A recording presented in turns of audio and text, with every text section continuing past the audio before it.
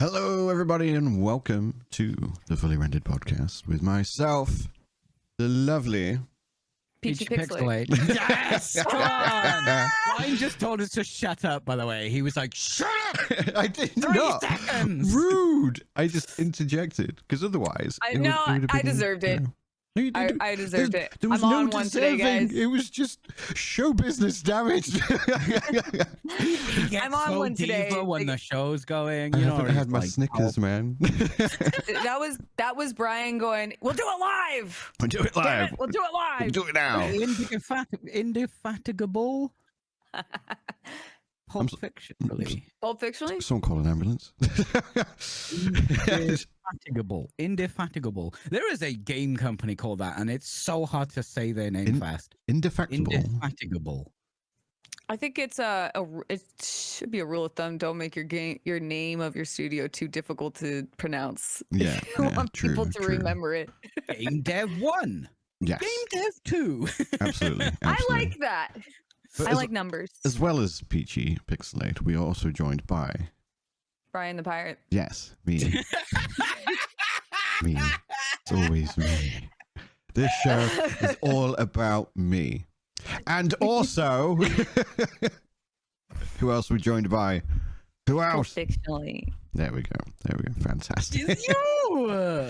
So on today's agenda, it's going to be a very, very simple one. It's Summer Games Fest, essentially, because there's a lot. There is a lot. Yeah. I mean, I don't know how many showcases there are in total. Pulp was asking just before we started how many I had watched. The only ones I haven't watched were OTK because it's 4 hours long. It's actually quite entertaining. Yeah, I have watched it previously, but I'm 4 hours. Get fucked. 4 hours is that's a big ask. Yeah. The standard YouTube video length I watch. Yeah. Which I forgot which one it was. The first what was the first show? It was it's all blurred. There's so many of them. So there was one that wasn't on the Summer Games Fest scheduler, and that was Guerrilla Collective. So that was on the Thursday. I think OTK was the Wednesday. Guerrilla Collective the Thursday, and then it was actual SGF, and then about a billion others over the weekend, Yeah, and then Ubisoft I think it was on Summer Monday. Games Fest. I just went down a list. I think I found like a compilation of the trailers, and that was it. Yeah. Because I watched Summer Games Fest, the Xbox Games Showcase, Devolver Direct. I watched the Future Game Show, and the Future of Play. And then I think when it came to Next Fest, I just kind of like did the lazy. Let's just scroll through and see what's up. Yeah, that's fair. That's fair. I think the only one over the actual weekend I didn't watch, like I didn't watch Ubisoft for obvious reasons, but the Wholesome Direct, because I was like, that's not really going to be my vibe, so I skipped out on that one. But overall, I know Peachy. I've mostly been looking at Steam Next Fest over all the announced games we can't play. Yeah, that's fair. So, with regards to the actual weekend, I think overall it was a bit middling. Like, I think a lot of the showcases were good in terms of their presentation. I think SGF, the actual main presentation, was actually pretty good. But a lot of the announcements were very mid, as the kids say. Yeah. Then Xbox showed up and was like, yo, what up? And I think the Xbox Game Showcase was probably the strongest show of absolutely, the 100%. week. Purely because of one game. No. Loads of people are literally saying that it's probably one of the best ones that Xbox have done. I I don't think. care about any other game that exists right now. You know what, Peachy? Don't be a contrarian. But yeah, in terms of like actual announcements, they Hang on, came Paul. out. They Hang came on. out with a lot of big swings. Oh, look at that. But yeah, in terms of like actual announcements, they came out with a lot of like heavy hits. There was a lot of cinematics, but strangely that didn't bother as many people as I thought it would, because that's something that they've been criticized about before. It bothered me a little bit. Some of the cinematics they did show, like I think one of the bigger ones was the E-Day Gears of War. I will admit, the only time I will forgive, like anyone needs my forgiveness, but it's important to me.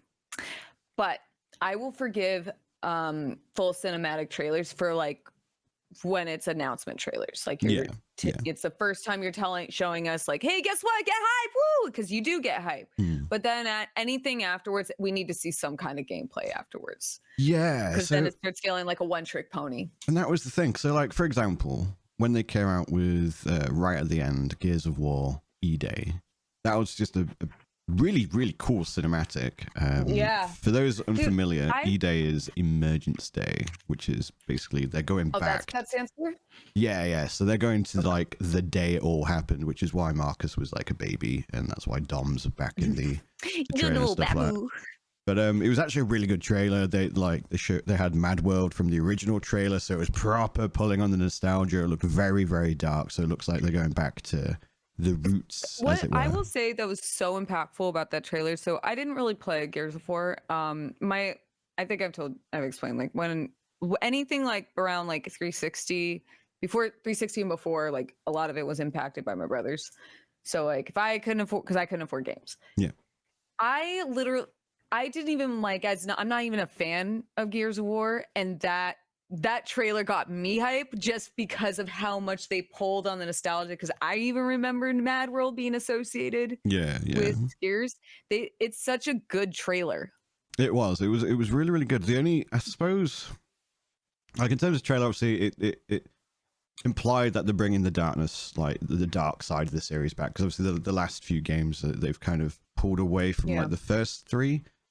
But my concern is if they're going back, I feel like that's probably going to hinder them in terms of like ideas and stuff, because obviously they're going to have to scale back like weapons they've introduced later in the series, because you can't have them like just appear as if they've always been there. For example, mobs and stuff like that, the monsters, the things that the people are attacking, obviously as the series went on they evolved with the storyline, so they're going to have to scale that back as well. So I'm wondering how they're going to approach introducing new things that we've not seen before without it feeling really weird. Like the chainsaw gets more powerful as the games progress, so they're gonna have to go back to a weaker chainsaw and stuff like that. So I'm wondering if that is gonna hold them back, or if they're gonna find ways. Well, hopefully not. And when I say hold back, to be clear, I mean like again, it's adding new things that don't, because they can't add things that aren't in the newer games, if you know what I mean, because then obviously it's, if they were going to make any more of the newer games, they would have made a new game, but they've gone back. They have said they are going to make a new game. They are going to continue the current trilogy. So they still want to keep the canon. Yeah. Okay. Interesting. Yeah. So this is That's just interesting, actually. If anything, this is more of a side project. But they have said that they're going to continue the current mainline story. So this is like an offshoot, basically. When you say how powerful the chainsaw is, do you just mean like gameplay damage type thing? Like how much it can do things in the game. Like it can go through like bits of terrain later in the other games and stuff like that. It kills quicker. It can still do that. I think gamers are perfectly accepting of, that's just the mechanics now. Well, that was just like one example, but like. But I mean, like their technology has evolved during the games, kind of thing. Like the in-game technology, if you know what I mean. Right. Lore-wise, like, oh, we've got a new upgraded weapon because of research, kind of thing. And then it's like they can't bring that before it was invented. You know what I mean? That's exactly. There's lore, and then there's just things that happen in the game that aren't really important. Yeah, right. That's fair. If you're a big, massive fan of that, you're probably not going to care of, wait, the research for that chainsaw didn't come around till 20 years. No one's going to care about that. It's if you destroy all the love they built up for character, story, world, etc., right? That's when people start caring. Yeah, I mean, sure. I mean, people care about retcons. They'll. Yeah, I mean, it will deeply I can't talk. impact. I'm a Warhammer fan. They just retcon whatever they want. I was going to say, I know. I think that's why like you're more okay with it. I don't mind retconning if it's like if it makes sense for like if the need makes sense. Yeah. You know? And like to be clear, it doesn't I don't necessarily care. It's more of I'm sure the developers would be cognizant of people that do. Do you know what I mean? So they're going to be like, can we add this? Well, no, because it didn't exist until well after this event happened, for example, things like that. Do you know what I mean? Yeah. Yeah. But otherwise that made sense because obviously that's not a game we've seen already. Mm-hmm. Yeah, I feel like if you're animating your teaser, that's Yeah. fine. I absolutely agree with that. Like if for teaser announcements, it's fine if it's fully cinematic. There's nothing wrong with that. Because what you're trying to do is drive hype. And while gameplay would be more ideal in most cases since you're trying to sell a video game, like how many times have we seen like an announcement trailer just be the title? And like that's all you need to grab people's attention, and they like a whole room will get excited. And they didn't show shit. You know? Yeah, 100%. So what's the like, deal with Fable? That comes out this year. They did another trailer, and it was basically not exactly the same trailer, but it was let's get a British comedian in a cinematic trailer being British funny, and that was it. And it's like, wait, your game comes out in a couple of months. What's going on? Where's the gameplay? Yeah, I feel like using I don't know the actor's name, but he was from Peep Show, wasn't it? I remember. The one this year? In the Fable trailer. Yes. I'm asking legitimately because I don't know his real name. I don't know his name exactly.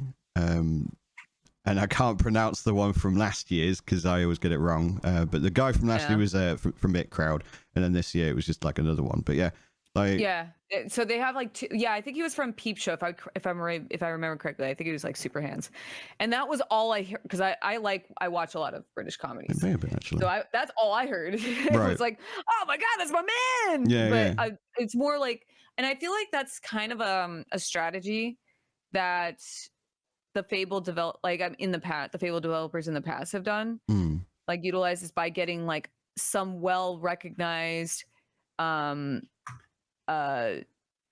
like British comedian, a recognizable British comedian. Yeah, I was gonna say comedian, but that was like, oh, nope, it's British comedian, and they'll like, they'll make like a cutesy little fun trailer. And one thing I will respect about Fable trailers is they do always make me laugh. Yeah. Like they're very charming. I think the writing is always very charming, even though I wasn't too crazy about Fable 3. Like it was still a charming, like all the trailers leading up to it were wonderful. And I think that's still what they're banking on is like, we don't need to show you gameplay as long as like, because we know that this is a strategy that's worked in the past. And I do feel that's a little bit lazy. Yeah, like I can appreciate them sticking to like their formula because it's what they're known for. Yeah, stick to your bit. But you'd think you'd show some gameplay when you're coming out with your game in like what 3-4 months or whatever. Well, bear in mind, this is Fable. Bear in mind, Peter Molyneux. This is perfectly on track with a Fable game. Is he on this game? I don't think so. I don't think he's on any game anymore because he just talks and says things. Yeah. The man just talks so much. He just keeps saying things that didn't happen. The Shut up. DVD will give you a back massage. Shut up, Peter. Not again.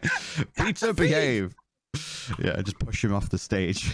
Just like but yeah, just get the old fashioned like hook and pull him off. The shepherd's crook. Yeah, 100%.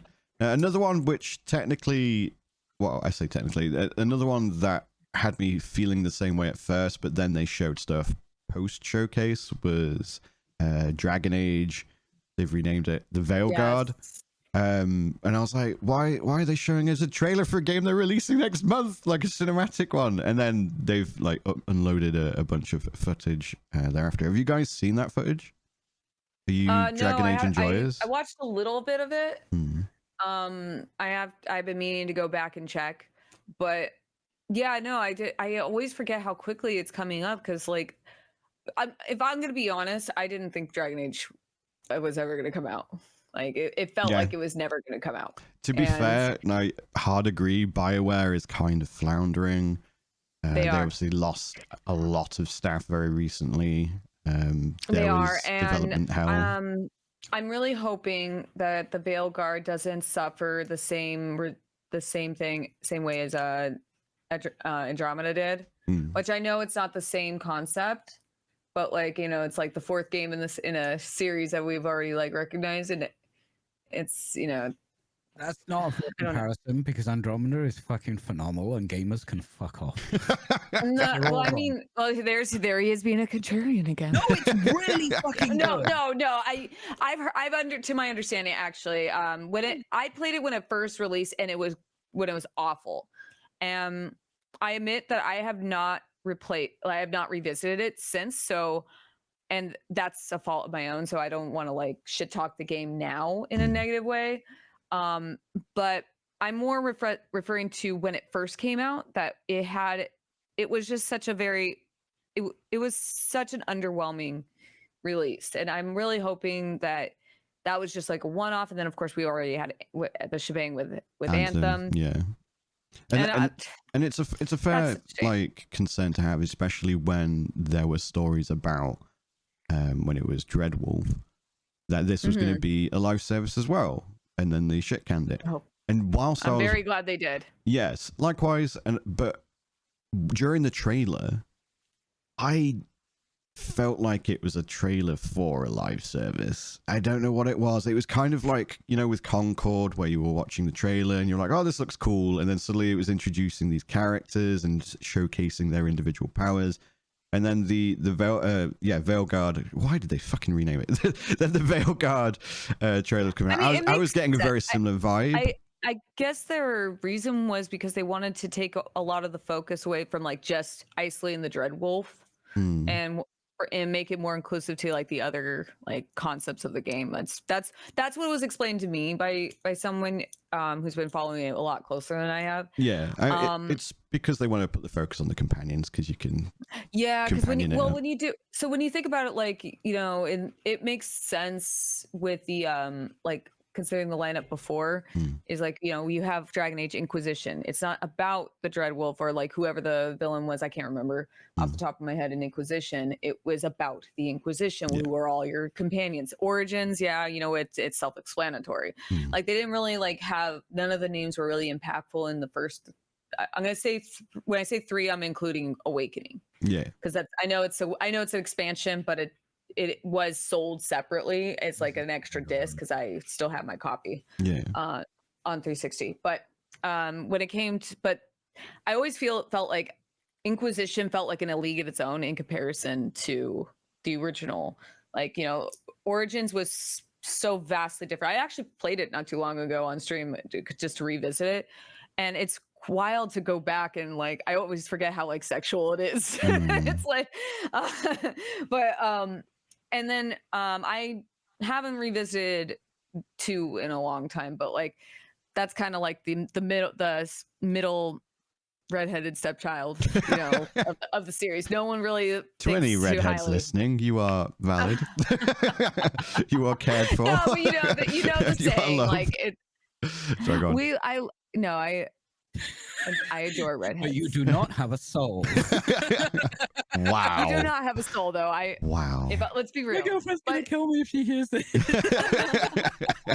But you know, it is treated like, you know, the inferior of the series, and I do feel there's a reason why. Like it was kind of like, you know, it wasn't as handled as I feel as lovingly as Origins and Inquisition. So Inquisition, though, is kind of held to the standard. And when you think about it, it's about your companions, not the villain. So I think changing the name to Veilguard makes a lot more sense. Yeah. And in theme with what they're trying to, you know, they're trying to push it. Otherwise, with the Dreadwolf, like the Dreadwolf is objectively a cooler name for sure. Yeah. But it is not. It puts too much focus on the villain, and I think that's kind of betraying what like Dragon Age has tried to like put forward, like what image they try to put forward. It's always been about the companions. It's always been about like, you know, you want to bang an elf, you know, like it's always been about that. It's on brand. Yeah, they could have even named it like, you know, something with Varric's name, and it would, you know, same thing. You could treat it the same. Look at it both ways. Like, what if they named it Varric's Bros? So Super Varric's Brothers. With the Super Varric Brothers. With the gameplay that they have shown. I will honestly say I didn't recognize Varric in the trailer. It wasn't enough chest hair. with the gameplay that they've shown, there's been a bit of a mixed reception to it for a couple of reasons. Really? Yeah, so you've Too got woke? well, you've got that usual bullshit, and then of course the fans are like, every game has had like homoerotic like scenes and It's trans gotten people in gayer. it. Like it's all they've literally done is made everyone pan, if anything, so it's less gay theoretically. If you actually watch like the evolution of Dragon Age, everyone just got more progressively gay. Yeah, 100%. But in terms of like the actual controversies that are worth a damn is the change in the combat and stuff. So they've gone a bit more action based, which is kind of like the trend in the industry. Obviously, They kind the of did Zoomers that prefer it. though. I feel like That's where Final Fantasy went. I feel like they flounder a lot with Dragon Age has like floundered a lot with like their gameplay because it was like full D&D turn based, you know, very akin to like remember like Knights of the Old Republic, the way the gameplay is, and that's what Origins was. And then they kind of like leaned more heavily into like, let's do action for Dragon Age 2, and then they pulled back a bit more on Inquisition. So it seems part for the course that they're gonna go more action oriented because like you're right, look at Final Fantasy, and I don't think that did Final Fantasy a service. I think it kind of worked to its disadvantage because it made it look more like a generic fantasy, you know, dark fantasy game instead of Final Fantasy. I haven't played it, so I can't confirm. I'm talking or about Final deny. Fantasy 16, by the way, not Final Fantasy Rebirth. Sorry. Yeah, no, that's cool. People have been saying it's kind of more like Mass Effect 2 combat. I wouldn't be opposed to that. I love Mass Effect 2 is my favorite of the series. Oh god, of course it is. But I think contrarian. I do I am a feel contrarian, okay? 'Cause people are wrong on the internet every day, and they need to be told.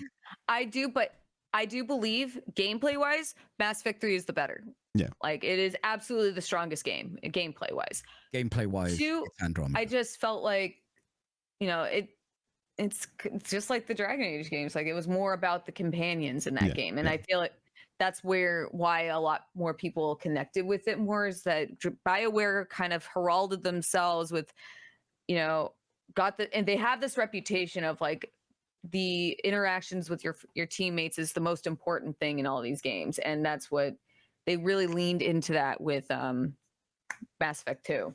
And likewise with, you know, Dragon Age, they got more into it, heavier and heavier and gayer. My issue with Mass Effect 2 is mostly the control scheme.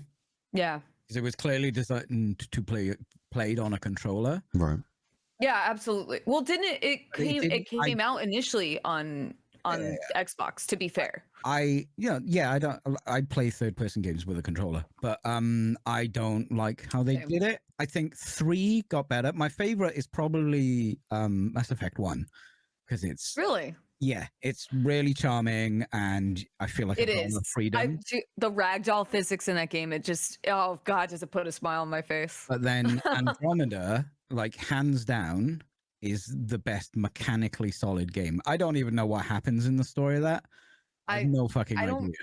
What I do remember of Andromeda, like I really should give it another chance. I admit that. If you get some levels into it and start taking a fight and building your team to work together with your stuff, it is just an absolute. Oh yeah, I didn't get.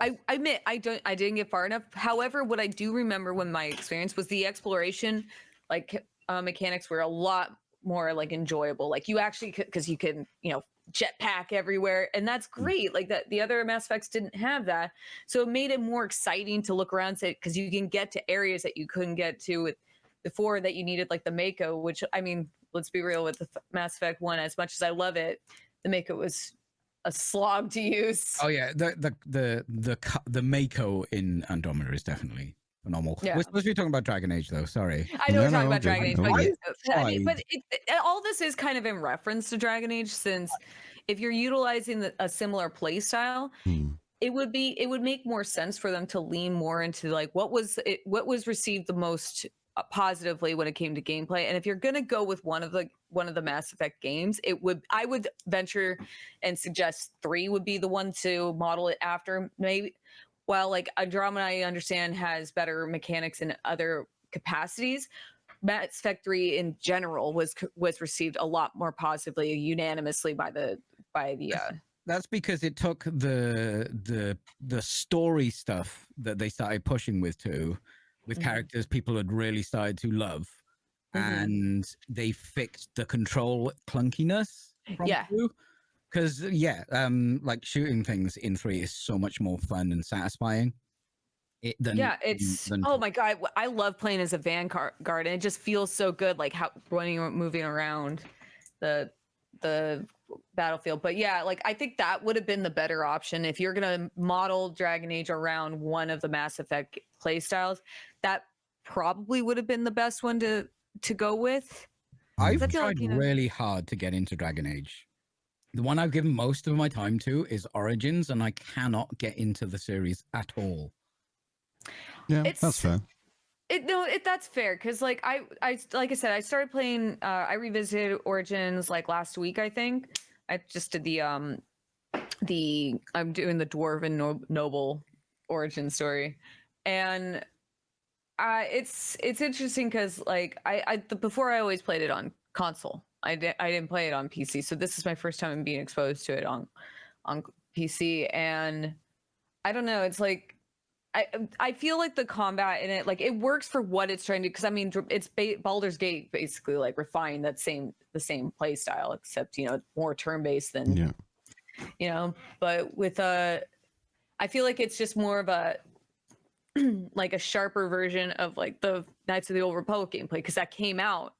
It came out not too long after they worked on those games, because it's not quite turn based, but you could pause and queue up certain attacks for your characters, and it's very Knights of the Old Republic. And I think it dates itself in that regard. And with the other games, like it's very hard to like. There's no consistency across the series either. Like you go to. And all the complaints for 2 are very valid. Like reusing assets constantly, which for a AAA game, that's not really cool to do. And like you can tell where like a lot of holes are showing with like the because they basically tried to model it after Mass Effect with the character with Hawk, and which is essentially Shepard all over again. And you can just make your dialogue choices just like, the tone. You pick the tone of what it is, more than in Origins, where it felt like you were actually the warden. And I don't know. It's like you could see where you could tell they listened to their fan base with Inquisition, like, and scaled it back. But I don't know. It's like it's one of those games. Like I don't see any. I could understand why it's difficult to get into, because it really is an inconsistent series in and of itself. And if you're not into like romance options, like as I've gotten older, I'm not really into romance in my games too much.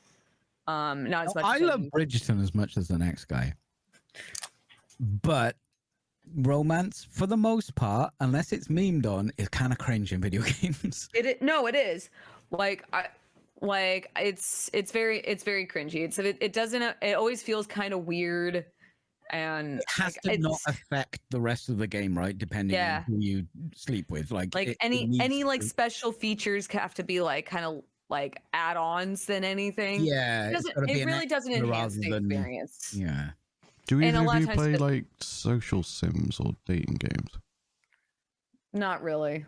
I have played many dating games. I've enjoyed ending the stream and having a snack. Right. The reason I ask is because I wonder what the perspective would be from those who do enjoy it. Because I imagine, because obviously you guys saying, it should be more of a certain fan base that caters to, though. And the visual novel dating is very anime. And that crowd is a lot more accepting of stuff. Yeah. In the romance angle. Well, it's like I play, I've been playing a lot of like I tell you guys I play my Switch when I'm on my treadmill, and I've been revisiting like Fire Emblem Three Houses, and there's like the support systems, and it's like not quite a dating sim so much as like there's paired endings and shit, and people are all all for that in the fan base, and I'm just like, dude, there's bonuses if I talk to these people. Fuck, like Well, I can that's stab why I do bonuses. that That's all I'm here for. Yeah, the I'm only actually playing through Baldur's Gate 3 with 3 other friends, and Oh, it's like, such a good time. we're sorting out what mods we're going to do and all stuff like that. And everyone's like, I'm calling this character, I'm going to date this character. And everyone's like picking and choosing who they want. And I'm like, I literally don't give a shit. Well, that's the point I suppose I was trying to make, is that with the new Dragon Age game, they've purposely gone out of their way to make every companion pansexual, because the fan base has been asking for that, because it always gets modded in. People just want to date people. People just want to bang who they want to bang. What avatar they choose to run through. It does make it seem ridiculous, because not everyone in the world is pan. But that's what I'm saying. That's actually something. I saw something. It was actually about what Fire Emblem. Go ahead. I will. It actually is something that I thought about too. So I was just gonna say, obviously, not every fan is going to play the game in the same way, obviously. Yeah, of course. But I would be interested in hearing the perspective of those who do enjoy the social side of things. I'm not the sort of person who, like, I enjoy a bit of romancing because of, story building, things like that, but I'm not a hard fan of it. And the little flirty scenes, just like they're cute and all, but they just feel like it feels forced, and I don't know if it's like, because I've aged out of that demographic, and like, and that could forced. It's just, it has to be so removed from the game, so nobody misses out just because they didn't. Well, that's what I mean. It's like you're trying to make it so like, basically cover all your bases to where it's like it works for everyone, and it doesn't. That's not always going to be the case. Of course, we have different archetypes that people are are going to go for because of that. But it's like I was seeing like this. It was an argument. It actually had to do with Fire Emblem, and it follows suit with like what you just said about everyone being pansexual. And it was something that kind of got me thinking about like, where like, if you're gonna have all these like dating options, they should all be available, or like none at all. And it's like, I don't really agree with that. I don't think that's how the world works. And I understand it's video games and you're trying to escape from reality, but there are times where like, just because like it was about like a character, like apparently she's a lesbian, but she's not interested in the main character, and people were upset about that. And it's like, yeah, she's a lesbian, but you're not her type. And it's like, that's fine. I think that is a good thing to put in the games, because it does like when you played Cyberpunk, how many people were upset that, if you're a dude, you couldn't date Judy. And it's like, that's how the world works though. Sometimes not everyone, you're right. I agree with what Peachy said. Not everyone is pansexual. So not everyone's going to be into you. And that's something like while I guess if you're buying a game to experience like banging every character, and like, that's your prerogative. But like, I don't know. I like the idea of like, if you change your character a little bit, like you give them a different archetype, a different personality, a different gender, a different, race. In case of like Dragon Age, because there's like Solus in Dragon Age Inquisition wouldn't date anyone who was other than a female Dalish elf. And it's like, but that's how the world works. Sometimes there's going to be people in the world that they are not interested in you because you're like, you have your main character syndrome. In the cases, that's what video game characters are. It's like extreme case of main character syndrome because you're the main character. Not everyone's going to want that. And I think that are a power fantasy. Like, I understand. It is a power fantasy. You're right. You just want to do whatever you want. This is your game. And if the game has not a focus, but it has a bit of a highlight on the romance options, I can see why people would be annoyed that my shepherd couldn't bang. I just think that I'm with you though. I feel like if you're going, I like the idea of like, and utilizing Inquisition as the example. If you want to romance the character Solus, you have to be the right, he has a type. He doesn't want to date like a human male. Like he wants to date a female a female elf, and that's his prerogative. Like, I feel like it's fair to do that in games.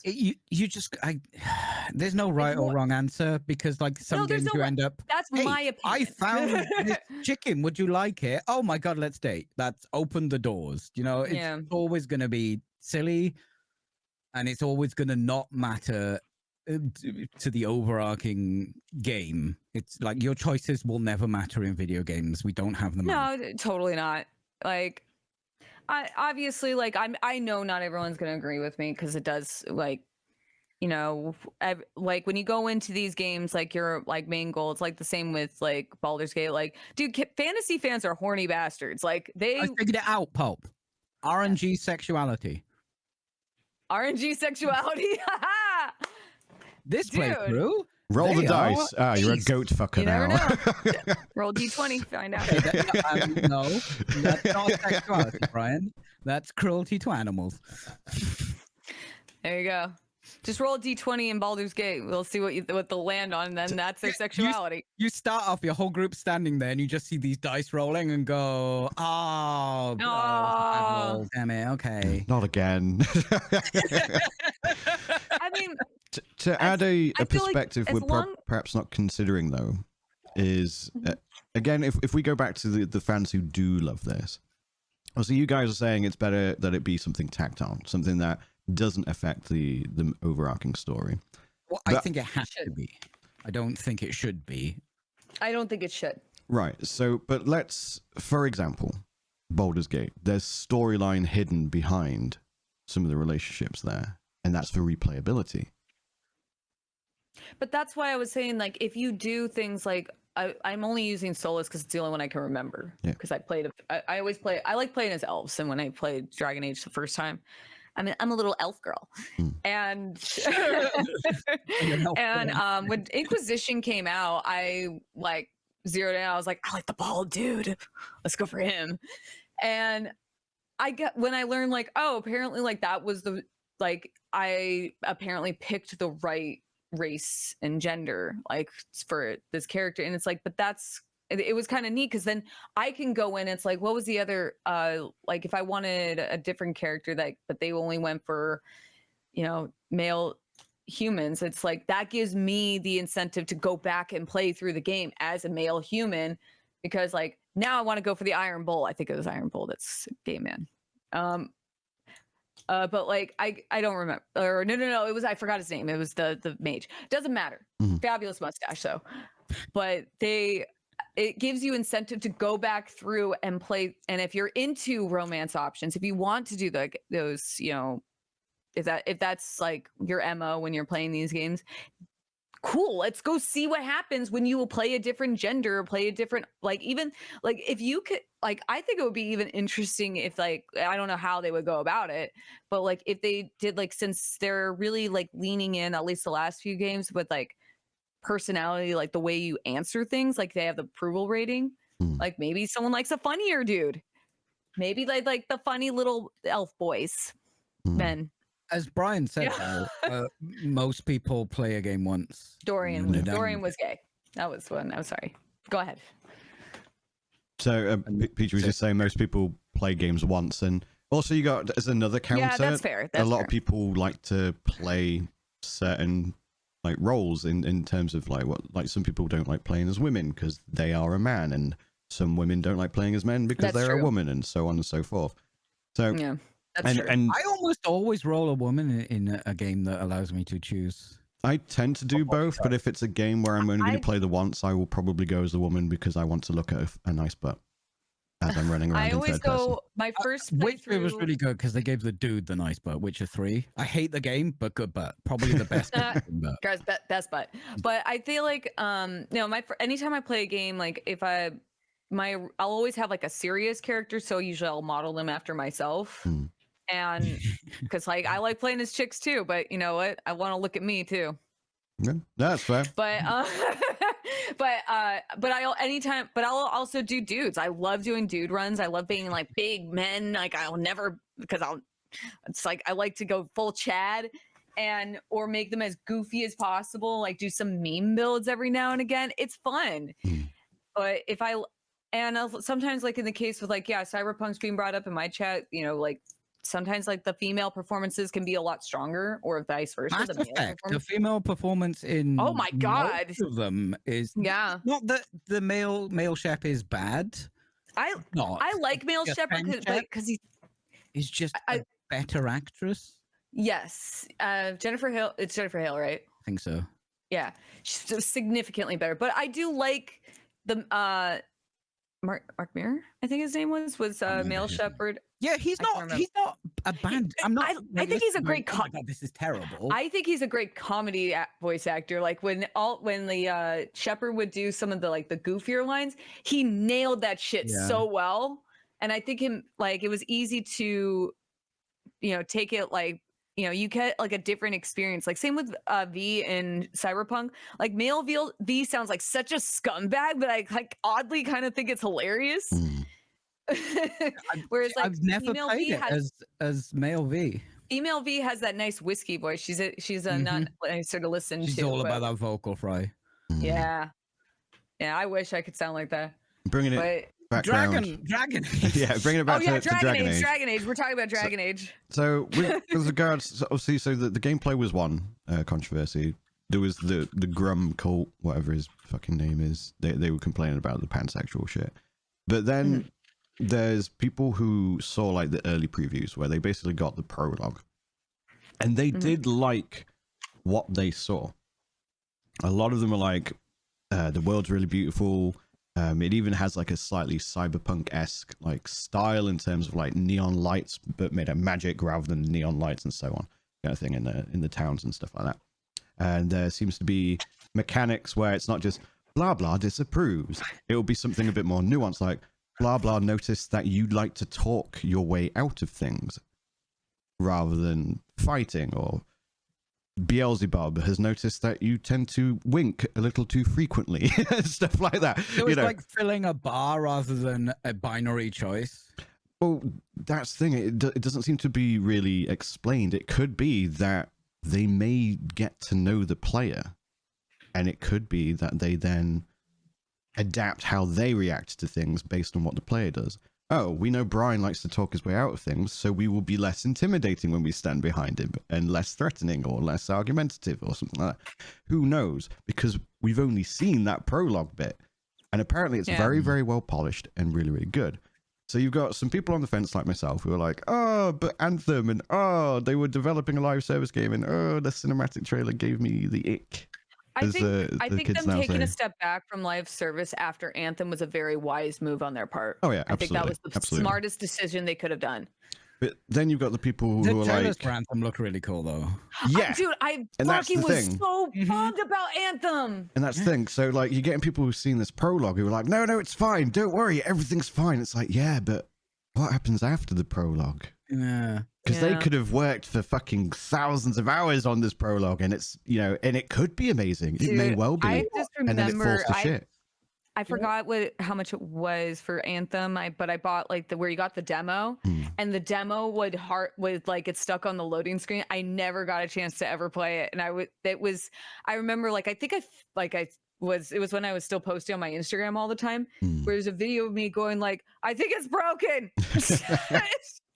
Yeah. Just so upset how broken it was. You know And it's what? like I spent $80, but I can't get a refund. You know what sucks about the industry in general, apart from everything, is like BioWare. How many games have they made that are currently on your shelf in your collection that you've loved, that they've made, that they've been so good, and they make a game that sucks, and then all of that is wiped out? Yeah. Here's the thing: It's is that fickle, people isn't have it? their memory is short term. So what we're gonna you're gonna think about all these great, these great accomplishments. But look at Arcane. What happened with them and Redfall? Like when Redfall failed, everyone remembered only that, not what they did before. It was all focused on. It's like kind of like when you're at your job. And you do everything right, you do everything good, and then you fuck up once, and then your boss never lets it go. Same shit. It's That's true. It's quite fickle, but it's consumers protecting themselves because they've been shit on many times before, right? Like I understand why we do that because I do it myself, but I feel like with the gaming industry, there's so little room for error these days because we have so many options. So when you develop a game, even if you have an excellent track record, the room for error is the margin has gotten so much smaller because we have too many options now. Why should I put my money, especially now that games have gone up to, in case of AAA especially, why should I give you $70 for a subpar experience or a lackluster experience? That's the thing as well. These games cost billions of dollars to make. Yes. Yeah. It's we have really expensive to make a game. But when it comes takes to like a lot longer nowadays but the as well. consumers just make their decision based on their wallet. And especially with like now we have to look at things like, especially these days with the economy the way it is, the way, you know, and with how inflation is, people losing their jobs, so they are having more limited like funding to spend on a game. When they want to buy a game right now, it's going to be like, I want it to be a good experience. So when it comes to like BioWare, for example, you know, we already know like, you know, Anthem failed, unfortunately. Yes. It's just there's no other way of putting it. And Andromeda, while I know it's better now, the original release was not great. Yeah. So right now, since then, what before that I think was Inquisition. And so the last two game releases that BioWare has had, that wasn't the legendary edition of Mass Effect, and that's just a remaster, so that doesn't count. It's a very good remaster. It is a good remaster, but we're talking new projects. We're focusing on new projects. Also, how many people still work at BioWare that did work? Probably none. Probably none, yeah. I think most of the original Dragon Age team are gone. So looking at this from a consumer point of view, especially one who has like, I'm on a no buy, so I have limited funding to be expending on like things like this. If Dragon Age if I spend $70 on Dragon Age Veilguard and it turns out to be the same experience like as Andromeda was when it first released, not current state, or Anthem, I'm going to be legitimately pissed because I could have put that money towards like there was Dragon's Dogma 2, which I know had its own set of flaws, but there's also there's all these other fantasy games that are coming out, or I could have put that $70 and bought a few games that were indie that I know that were good. You don't have that much room to fuck up these days when it's not just about to developers. It is unfair to developers, and I don't want to put that much pressure on them. But not every game like should have to be a banger, but in this cutthroat market where there is games coming out of like I couldn't even watch summer games because I'm trying to deal with Next Fest. I literally had to pull up. I went to go pull up lists from all the games that were announced, and when I look at games now, like over the past few years, I bought games as they come out, and I haven't had a chance to enjoy some of them. I still haven't been Final Fantasy VII Rebirth. I could, but I just haven't. Can the market support this many games? I don't think so. I think there's gonna be a crash soon. I think it can because there's always been many games. The only difference now compared to say 10 years ago is it's so much easier to be aware of how many games there are. I really wish I could say I'm that optimistic, but with considering how many layoffs there's been, and I don't really think that it's publishers are burning development houses and studios. Yeah, and I don't like to be that negative, but it's just looking at the trends, it's not looking very positive. I think it's gonna get worse before it gets better.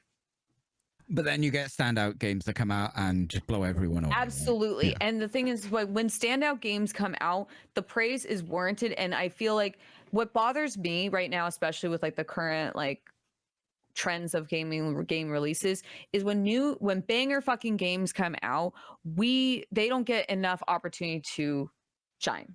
And that's not the developer's fault. That's nothing. It's just that there's so much coming out. Like when we were reviewing the Game Awards earlier this year, and I legitimately forgot that Dead Space came out last year. I entirely blocked that out, and I played it. Banger. It was, and I played it on stream and everything. I played like Callisto Protocol and a whole bunch of other games. I legitimately forgot, and it wasn't like trying to be funny. It's like, holy shit, I thought that was like 2 years ago or something like that. Yeah, So the pace when does games seem relentless because these games have been worked on for and you're 5 getting years. and consumers that do experience fatigue over time, and then with the way the economy is, I don't know, you guys in the UK, you guys are feeling it too. I Like, can't afford meat this month. I already told you my circumstance. Mm. So like, yeah, like and I live in California where it's really expensive. It's $5 a gallon in gas. So Sorry, the reason he's laughing is because yes, it's expensive, but it's like 3 times that in the UK. It's like $15 a gallon. and when you have to commute, it's yeah, I mean, it's no comparison. I'm not saying you think that's hot? Well, it's much hotter here. I'm just no. Funny to Yeah. me Yeah. that when I mean, I Americans know it's bring up gas, it's different for like, I know "Welcome to the everyone's experiencing their own hardships. That's what I'm getting at. Yeah. Like Yeah, it's unique to your These own. games cost $70. Yeah, like That is when a it costs large $70 to fill up a tank of gas for me, like not for you, but for me, it cost me $70. It's like, well, I want to spend my money wiser this way. Like, so when I do, but like right now, since I'm on a no buy and I'm trying to like, I think the next game I might pick up if I can, as I wanted to pick up Paper Mario because I knew that was going to be a banger in and of itself. Thing is, people But are going to value different things out of their game, right? Some people Yes. want length because it's got to last them a month, 2 months, perhaps, because games are expensive. Of course. But then some people just want a game that's going to give them an experience they can't get anywhere else. People are going to want games that they can just run through and play a lot of over and over, like a road. Yeah, and some people like, you know, if you have the extra income to be spending on buying more games at once, and like, you know, and it doesn't have, you don't value the same, you don't have the same values as someone else does, and when they make their purchase, that's fine. And that's not a slight to anyone like that. But like but when you have so many games coming out, and if it's like, for example, like Dragon Age is going to be a long RPG. It's going to be like, when you spend that much time with the game, one that does warrant the higher price tag, or like it kind of makes it a little more forgiving when you hear it's like, oh, it's gonna be like I'll be getting like 100 hours out of this. It doesn't feel so heavy, like as heavy as like a 6-hour experience, you know. But like, you want that experience though. Like, if I'm gonna be spending 100 hours with these games, with this game, I want this experience to be quality. I don't want to go in there and it's like, you know, you're trying to throw shit at the wall and see what sticks. And like Assassin's Creed has got so much stuff, but it's empty. Yeah. And that's why they're going back within the next Assassin's Creed to scale it, right? And but the thing is, like, let's be realistic. And I know I feel bad we're making fun, we're being so hard on Dragon Age, but unfortunately you're the subject here. It's like, when you look at Dragon Age, when they started Dragon Age, when the first game came out, we had never seen an epic fantasy with a dark story as long as, I mean, we had, but like, it was not like as commercially successful as Origins was. And now as the market has evolved and there's more developers, there's more smaller studios, and that are making sometimes like exceeding AAA quality. Sometimes when you bring like an epic fantasy, we've seen it before. You have to bring something to the table that people haven't, that it's going to make them feel like their money or the game, their experience was valuable. And like I just said, we had like Dragon's Dogma 2 just came out. There's I think what was a medieval something, there was another one, Medieval Dynasty or whatever the fuck. There's another. There's many. Yeah, there's so many. Or like the city builders, like we can downscale it and like look at some of like the more indie releases. And I noticed that there's like a lot of city builders coming out, and it's like, what are you doing that's new that's going to make it worth my time to be investing into this game? When you have like, clearly with this, like the last, you know, series of game shows, how many were like a city builder, or how many were like an epic fantasy, or how many like it's unfortunately that's the, you know, I don't know where I was going with this, but it's like but it's basically like landing on like while it's not doesn't seem like it's fair to developers, as the consumers, we have a right to expect quality for our money. Absolutely.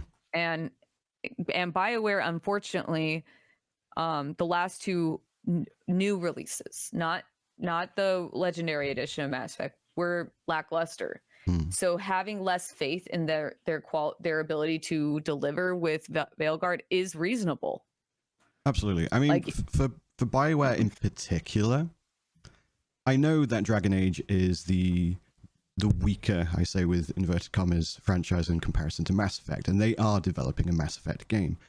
But I think Veilguard at the moment is a very, very big deal for BioWare. Because one, It is. if it sucks, the next Mass Effect isn't happening. As Yeah. you mentioned already, they've had 2 failures, for lack of a better word. Anthem was a shit show. It was widely panned, despite how good it looked in trailers. Mass Effect Andromeda at launch was memed on to death and into obscurity almost. So Yeah, like the fact that people don't, like, a lot of people haven't thought to even revisit Andromeda it's sad, because like as Peachy said, it's gotten a lot better. But as somebody who played it on release and was extremely upset when it first came out, I never went back to it. So it did burn me a little bit. Yeah. And the other thing too, I would also mention is that Dragon Age Veilguard has to contend with Baldur's Gate still. Baldur's Gate is still doing exceedingly well. Yeah. And if you want to have these epic fantasies with all these characters and character interactions, Baldur's Gate has that now and has done it so exceedingly well. It also that- doesn't have a giant named publisher with thousands of studios under That's true. And that's why I was meaning is like, it's not just the fact that it's BioWare like having their own failures or their own shortcomings, like, you know, nipping at their heels right now. This is also going to be a game that's going to have to be able to compete with things like Baldur's Gate. And Baldur's Gate, like, I don't know how, I think it's gone on sale a couple times. It's an older game. It's comparatively, because it's been out. Not It's older. already- No, but like it's already out. And what if people are going to now we're using that as the standard, and I think rightfully so. We should use Baldur's Gate as the standard as to what to expect. And when you have an epic fantasy RPG like, you know, Dragon Age Veilguard's going to be, unfortunately, you're going to be compared to this standard. if you have that kind of money behind you, which BioWare do, Yes. and that pedigree behind them, which BioWare do, yes. That it absolutely people can and are right to draw comparisons between those two. They have zero people are. excuse. They have no excuses to fail on or to not deliver at least something comparable. It doesn't have to be, but we're not asking for Baldur's don't Gate. think they will ever beat or even equal Baldur's Gate 3 because it was such a phenomenal game, which was also crowdfunded. But if you want to, but unfortunately, that's what's stacked against you when you're trying to release this game. And on top of won't that, be. with Anthem, you know, Baldur's looming Gate over was you. too good. It won't be, but there's nothing wrong with expecting quality. Like comparable. Let's say quality. Let's say comparable quality. Like you don't want, it doesn't have to, we're not asking for another Baldur's Gate.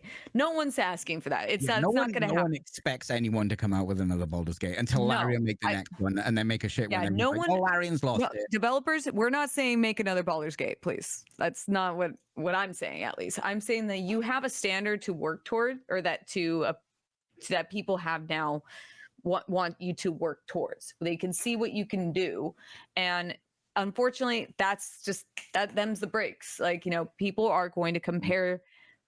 Dragon Age, it's kind of got that stacked against it right now. That's is what the people big are boys going have got against them. That like Mhm. any giant game under a giant publisher with Mm-hmm. oomph behind, because BioWare is not like, oh, we're a publisher, we down Yeah. there somewhere. It's BioWare, for fuck's sake. Yeah. Those I like BioWare. That's the sad thing, is like I really like BioWare. They used to be my favorite I have a lot developer. of games I've tried to play and I can't get into. I have the Shepherd helmet. Like I really love BioWare. I have all the games. Like I repurchased all of the Dragon Age when they were on sale because I wanted to. Dragon Age, because we've been on this for an hour or so now. I know. Well, I know. Sorry. I keep. It's a discussion. Well, yeah. What's your takeaway, your wrap up, Pulp? Nothing. Head empty. I mean, I forgot what we were even talking about. It was just my that we were favorite discussing... show on the Citadel. It's good. It's good. To summarize, then, I think there's a lot of pressure on BioWare. Hopefully, what they come out with is going to be. It's all the critique they're receiving. I think that a lot of the critique is warranted, and it's because these are what are stacked up against this release. And while the thing is, as a consumer, because of like the state of like the market, BioWare does have a lot to live up to in the case of like to spare their reputation. And unfortunately, I've been seeing like, I haven't watched the gameplay for Veilguard at all, so I can't critique that. But I have like going on. I use Opera as my browser, and like the first thing I saw was just like articles about Veilguard being made fun of. So it's like, I mean, I don't. It's a very mixed reception. I sincerely, it's a very mixed reception. I really want to see Veilguard succeed. I would love for it to be a great game. I want to see BioWare come back. 100%. I feel like their shortcomings they don't deserve to have Anthem held over their head, but unfortunately it's going to be, because they are a very good studio. They've produced excellent games, and I'm really hoping that this is going to be a successwhen release. Despite all the negative vibes, I probably seem like I'm, putting forward. I'm not. I just, when I love something and I care about something, I hold it to a higher standard. And I think that BioWare needs to be held to the standard that they've set, the precedent they set initially. This 100%. Is not like that. This isn't being unfair to them. It's like people know what you're capable of, so prove it. That's business. That's just how it is. Yeah. 100% valid. What we're going to do, though, is there's much more to talk about with regards to Summer Games Fest. There's a lot to talk about. Yes. I know. Sorry. This was my fault. No. It's part of the flow. But we're going to go to break. We're going to be away for about 5 to 10 minutes. Music will be on. Mics will be hot. And follow the Twitter at Fully Rendered. Follow the Twitter. Follow all of us. And subscribe to the YouTube and Patreon. Patreon. BRB. Welcome back to part 2 of the Fully Rendered podcast, episode 33. We've got some more. Changed her hair. Hope has changed her hair. I braided my hair. It's continuity issue. Let's all cry. But yeah, so we've got some more SGF stuff to talk about. If you were here during the break, we were talking about Perfect Dark. So the Perfect Dark trailer. I remember watching it. I didn't play the original games. Peachy's happy. Peachy's very happy. It looked, and it looks like a banger. I want to put the stress on looked really, really, really good. It looks like they're adding a lot of like immersive sim elements. They've said that they've added like they've essentially made it like an immersive sim light. There's a lot of Mirror's Edge with the parkour and things like that. And I think a lot of people, myself included, were like, wow, this looks really, really, really, really good. But I've had time to rewatch it, stew on my thoughts for a little bit, and I thought, actually, it was kind of generic when I watch it again. So, for example, one of the bits that was shown during the gameplay is you've got the protagonist, she's got this like control thing in her hand, and she's trying to distract a guard to move from one area to another. So she uses this thing, she basically goes, I'm going to turn on this TV, and then the guard goes to the TV. That's not actually that impressive when I think about it. It's not a new concept, no. No, it's not that new. It's not that immersive sim. Like, how far do the immersive sim elements actually go? So I was blown away initially, but now I've had time to think about it. I'm like, is it actually as good as I was initially led to believe when I saw that trailer? So I'm now There was actually a bit some on the bullshot fence about going it. on in the trailer as well. Yeah.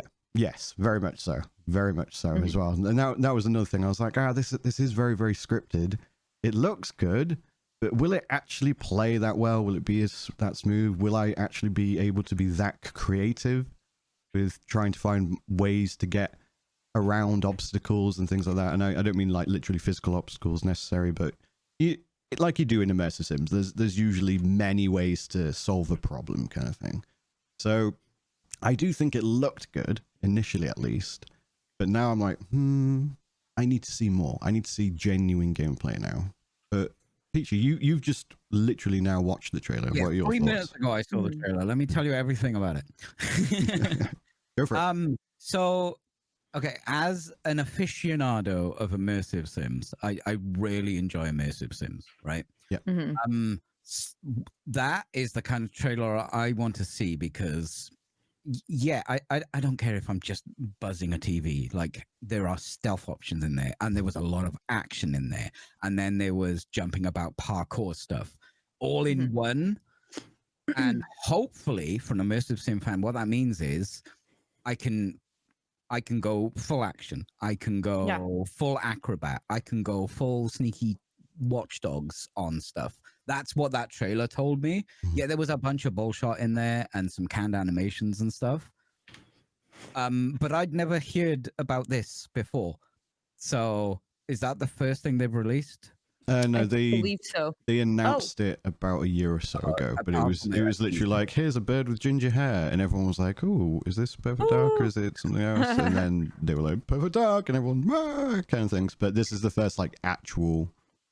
And there was definitely in-engine stuff there, but Yeah. there was some bullshit Yeah. going on for sure. I Yeah. mean, you kind of need to polish things because otherwise everything's running at 12 frames a second, right? What that trailer told me is all those things are in it. Mm. And if it is an immersive sim, you can decide how you want to approach a problem rather than, oh, this is the sneaking section, Yeah. this is the parkour section, and this is the Yeah. action section. Hopefully, it's like it was all in there. And hopefully that means it is immersive sim. Well, I've got stats in Sneaky Boy stuff, right? Yeah. That's how I'm going to play it. Like the original Deus Ex. I'm sorry for the 4 people who have just reinstalled Deus Ex because I mentioned the game. That's what I took from that. And I'm going to be honest. I wasn't I a fan of Perfect Dark. I mean, I enjoyed it. I played it. It was fun. It wasn't a bad game. It was one of the standouts on the N64. It was often compared to GoldenEye. I feel like Well, it was the GoldenEye with a girl kind Yeah. of thing. well, it's rare, isn't it? So Yeah. that's yeah. Oh, yeah. You're right. You probably don't need to know about the. I think they wanted to make a Deus Ex style immersive sim, and then someone handed them this, and they went, "Oh, hang on, this adds some depth to." I don't think what you we're need to have doing." pre-existing knowledge of the original games. You in order definitely to don't, but enjoy that it. that doesn't hurt. No, I Sure. mean they're probably going to pull from nostalgia a lot, and like, oh, that's a gadget I haven't seen since the N64 version or the 364 I was game. trying to think of stuff that was like callbacks. Mhm. The thingy and her. That was it. Yeah. I mean, I can't even say the art style because the art style was about 7 polygons in the entire level. Well, I mean, they kind of made it more stylized for 360, but like I said, I I never haven't actually played the 360 one. I What kind of didn't game was either, it? so I have Oh. no comments on that. I have no opinions on it. And the last time I played the original Perfect Dark, I was like a kid. So like I really don't have much to draw on, like aside from this game being announced and seeing the trailer, like it's pure nostalgia. Like, I know that thing. Like that was the whole experience for me. Because not to say it looks fantastic and I absolutely want to play it. And I'm excited to see what they do with how it turns out. I think what's Um, interesting was Deus Ex Crystal Dynamics? Is it Crystal Dynamics? Which one? Any of the good ones? The original was John Romero Studio. It's gone. Brain has gone. The first one was it? No, not Looking Glass. Because I think someone in your chat mentioned IDOS, IDOS. who owned or do own Crystal Dynamics. So Crystal Dynamics are helping the initiative, and obviously they've got that pedigree. Immersive pedigree, yeah. And then at the moment, I think Crystal Dynamics are actually also developing another game that isn't immersive sim, and they're getting help from someone who do shooters. And it's kind of weird that they've got like the initiative who are getting help from someone who do immersive sims, and then Crystal Dynamics are making a game that's not an immersive sim that are getting help with like other things. So it's just like swap them. Just take those two teams and go. Sorry, say again. Looking Glass was Thief. Yeah, another immersive sim. Yeah, 100%. So it obviously with it being. I mean, now you've said that, I'm even more on board. Yeah, that's true. I'm more on board. Yeah, so they're helping out, but I'm surprised they're not the main developer. They're the contractor that's been brought in to help rather than being the main developer. And it's just I just thought it was funny that they're not. It is there is some irony there, but you know, people can make any kind of game they want. 100%. Look at Arcane. I'm sorry. Yeah, true. That was a low blow. That was a gut punch. That was, but it's definitely one of the trailers that I think blew people away at the Xbox showcase. Another one that blew people away was the new Doom. Doom, yeah. Boy, does it look good. When they had the shotgun, well, not the shotgun, like the minigun thing that literally just, the ammo was a skull. And you put the skull in and it just mashes it up and fires like it's skull the skulls shrapnel. Of demons you kill and it shoots out shards. Yeah. That looks sick. That looks fucking sick. I loved that. He's got a shield that is a chainsaw. Yeah. And he can, like, yeah. I was immediately on board. Immediately on board. I was like, do Quake, id, do Quake. And then they came out with Doom, and yeah, it looked fucking phenomenal. It did. It looks like they are going back slightly, because obviously with Eternal, it had a lot of they went in a bit more harder on the platforming, a bit more on with Doom originally, it was shoot shit and feel powerful. And then with Eternal, they've gone with a bit more of you have to be constantly thinking. You have to get into the specific flow state where it's like, okay, I need to use this so I can get the ammo. I need to do this attack. And you had to be a bit more tactical. 2016 actually was combat chess, but you could choose it and kind of play it how you wanted. Yeah.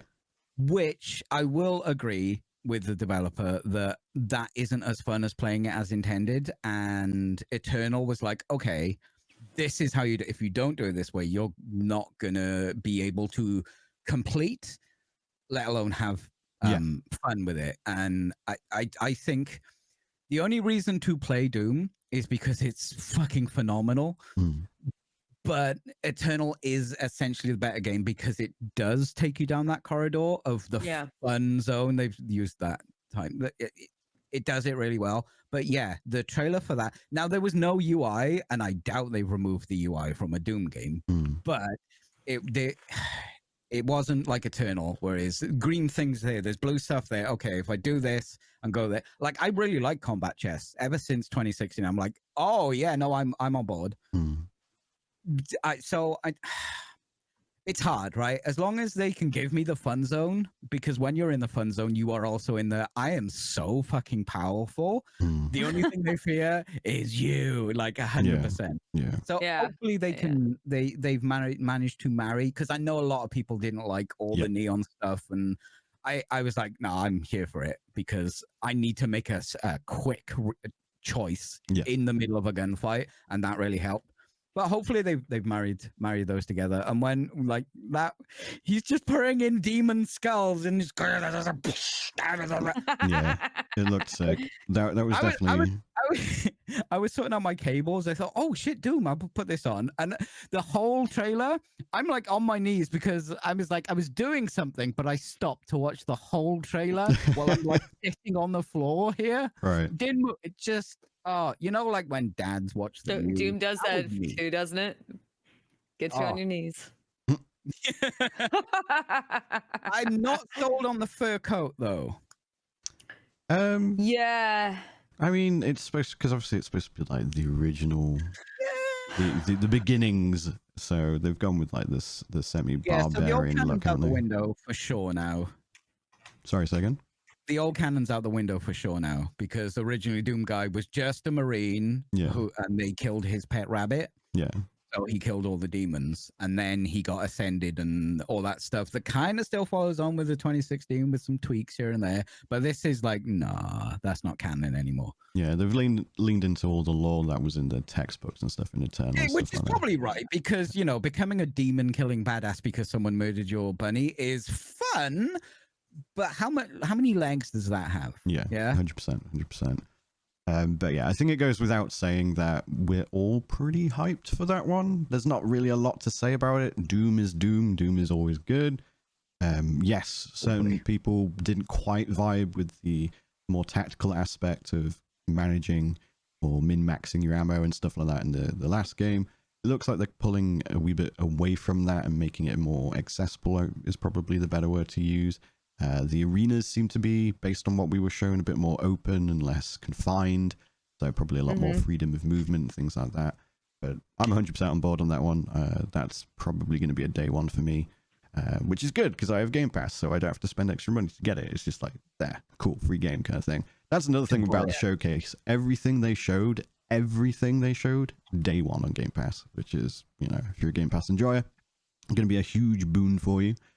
Another game, Pope, you wanted to talk about Flintlock? I just want to make a quick note of it. Like, there was another game that was announced. It was called Flintlock, and it was also in Next Fest, so you can actually play the demo. I would just be wary about that demo. It caused a hard crash on my computer twice.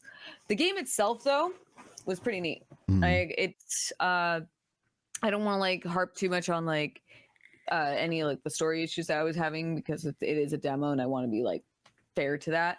However, it does come off as like this kind of fantasy-esque Souls-like, and from what I gathered so far, like I don't really have much to say about this. That's fair. That's fair. It's a game. It was more about I wanted to be wary, like if anyone was interested in that. The demo on Steam is a little. It crashed twice in my computer, and I got a blue screen on one of them, so right. would be inclined to be wary of that. But from what I did play, it actually is pretty neat. Yeah, I've got high hopes for it. It's one I've been following for a while. From what I played, it was wonderful. 2 years ago, I think it was. Yeah. So yeah. I thought it was really neat. Like you have your little spirit fox, and he helps with lowering the armor. One thing I did like that it did. There are some positives. You do get a flintlock, and that made me happy. But you better if you're naming your game. I know. I was saying, like, am I gonna get a flintlock? I do. Yes, I think I got to the point where I got a bayonet. But what was actually kind of neat, and you don't usually see this with Souls games, or games of this caliber, or like this genre, is when you come across and there's a guy with a shield coming up to you. Your character, you can, parry him enough where she will pull the shield off of him and throw it to the ground. So bitch don't have a shield anymore. I thought that was a really nice touch and a kind of a neat like way like to encourage the player to use their the parry mechanic. And it took me a second to get used to that because like going from any game to game with parries, like it takes you a minute to like find your footing with that.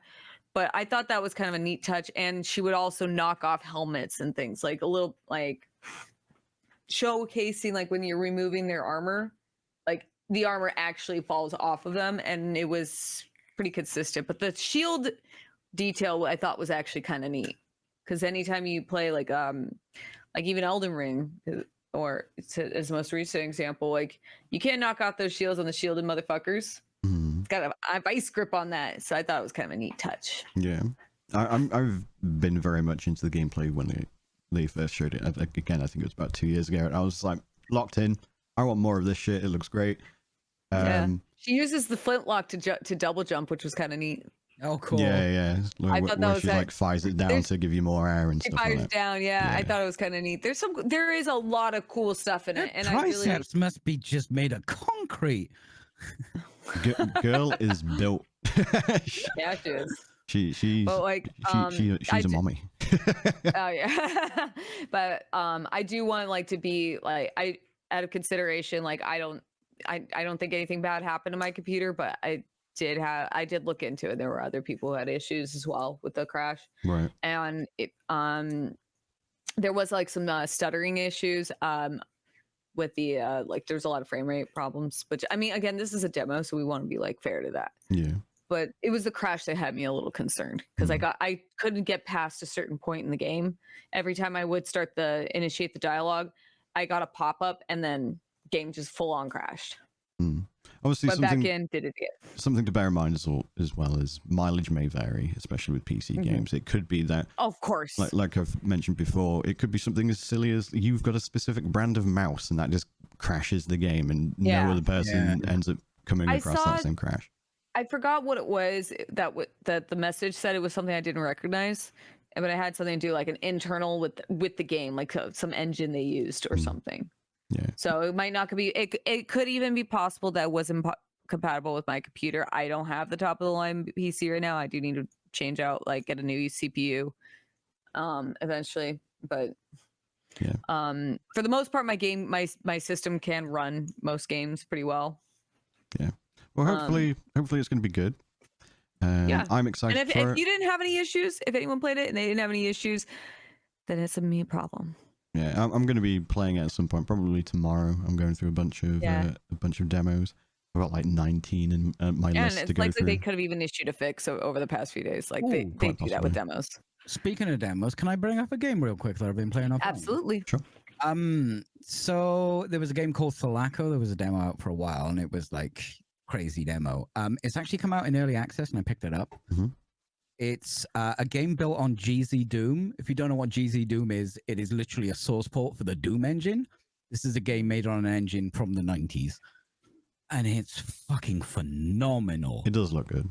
Yeah. If you played I don't think the demo is up anymore because the game is, I wouldn't say quite different. It's not. The demo was the first level.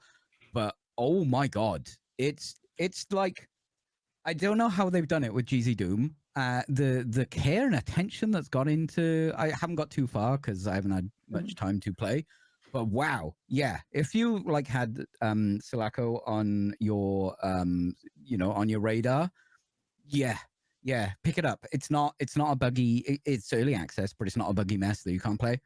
Oh, good. Phenomenal. Like, hands off to whoever's making that. I have no idea who's making the game, but wow. You know, perfectionism is bad because you never get anything done. Well, the game is out and they are clearly perfectionists. There is not one point where you're playing and going, oh yeah, this is a Doom game. It has its own personality.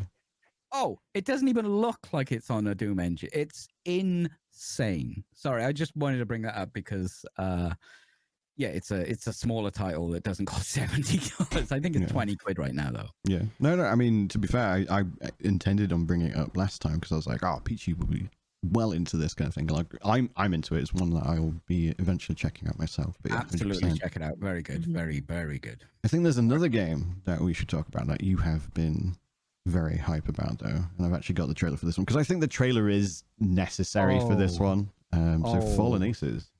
Fallen Aces. Oh my God. Are you a jabroni?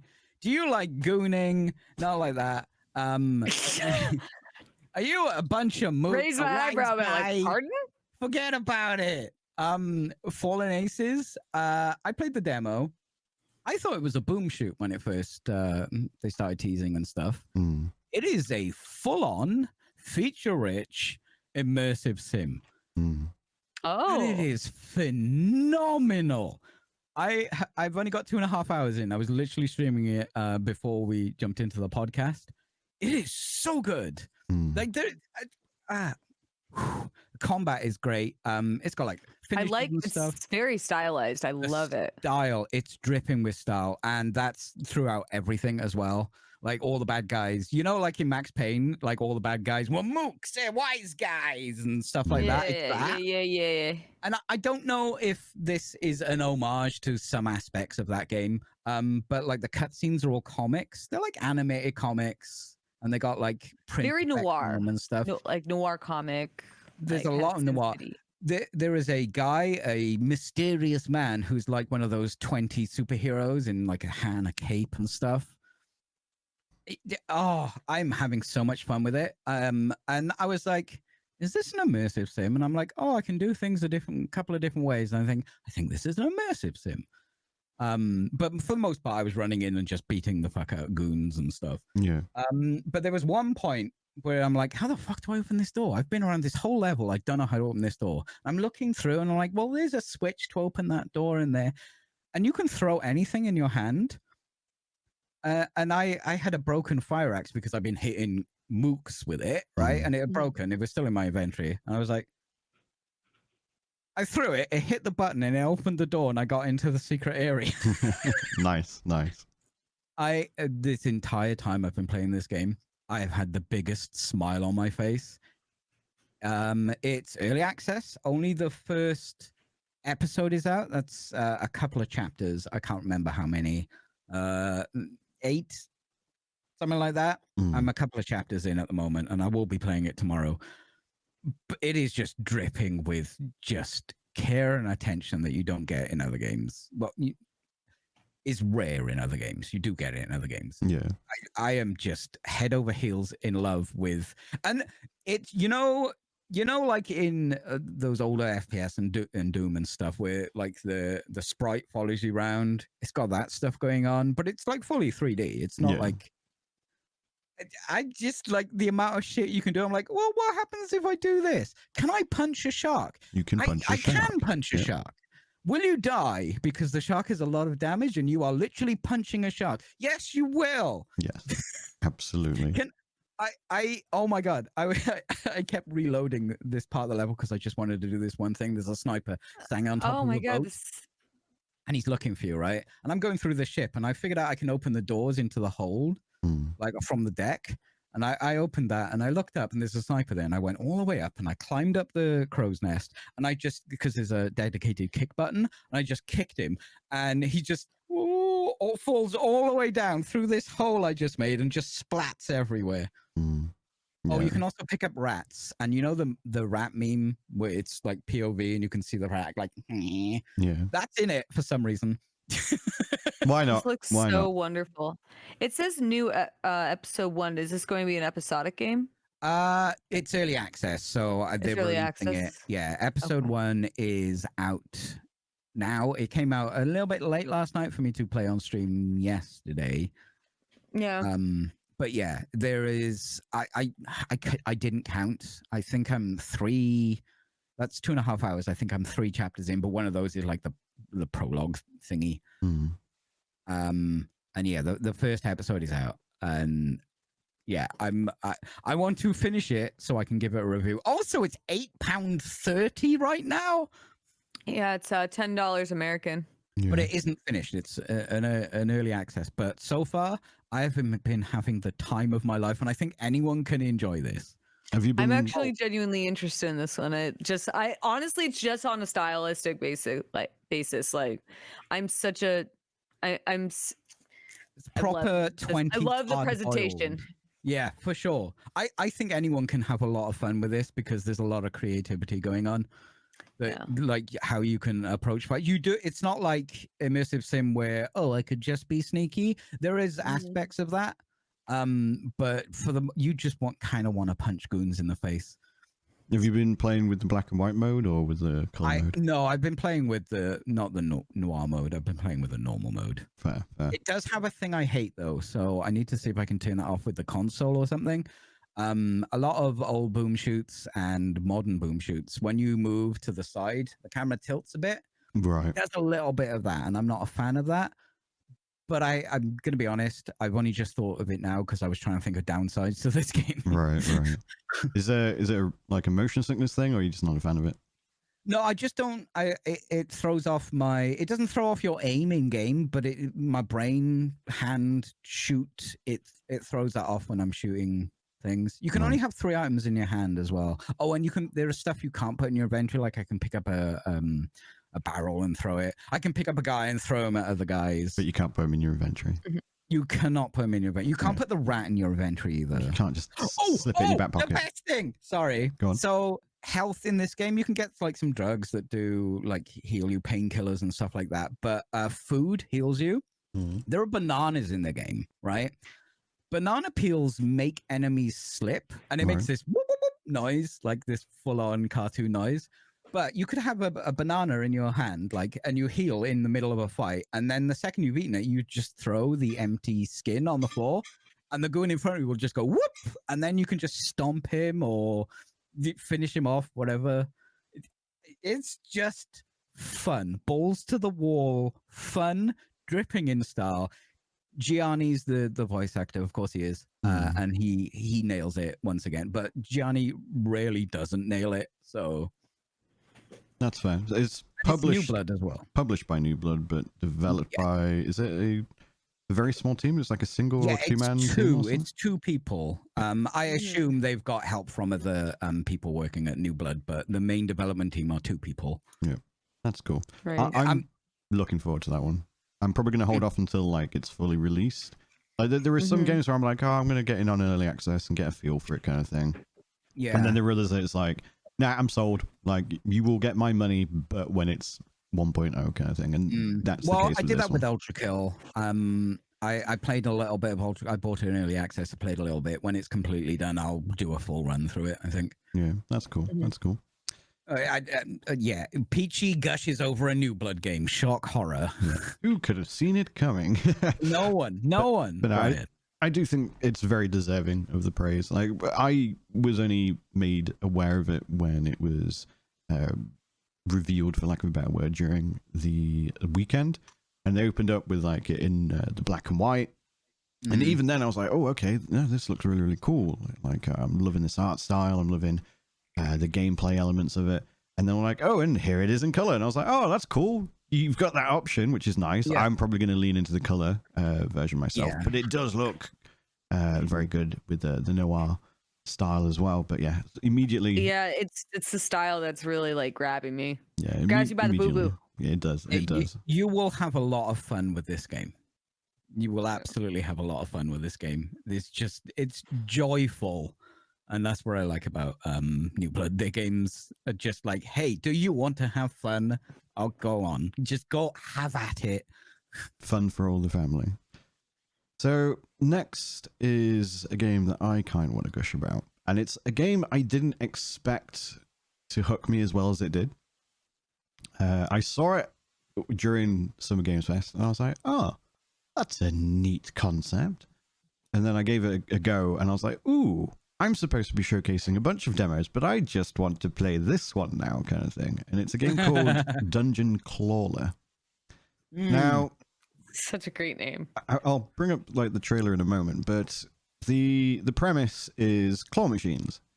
So we've all... Oh wait, I think I've seen this before. Now you meant yeah. So go ahead. like, Sorry, I'm sorry. So when you go to an arcade and you're like, oh, I want to win the teddy bear for my girlfriend or for me because I like teddy bears too, and you go to play on the claw machine and you move it about with 2 buttons and it grabs the shit and then hopefully you grab what you want. So this game is focused on that. That is what dictates your attacks.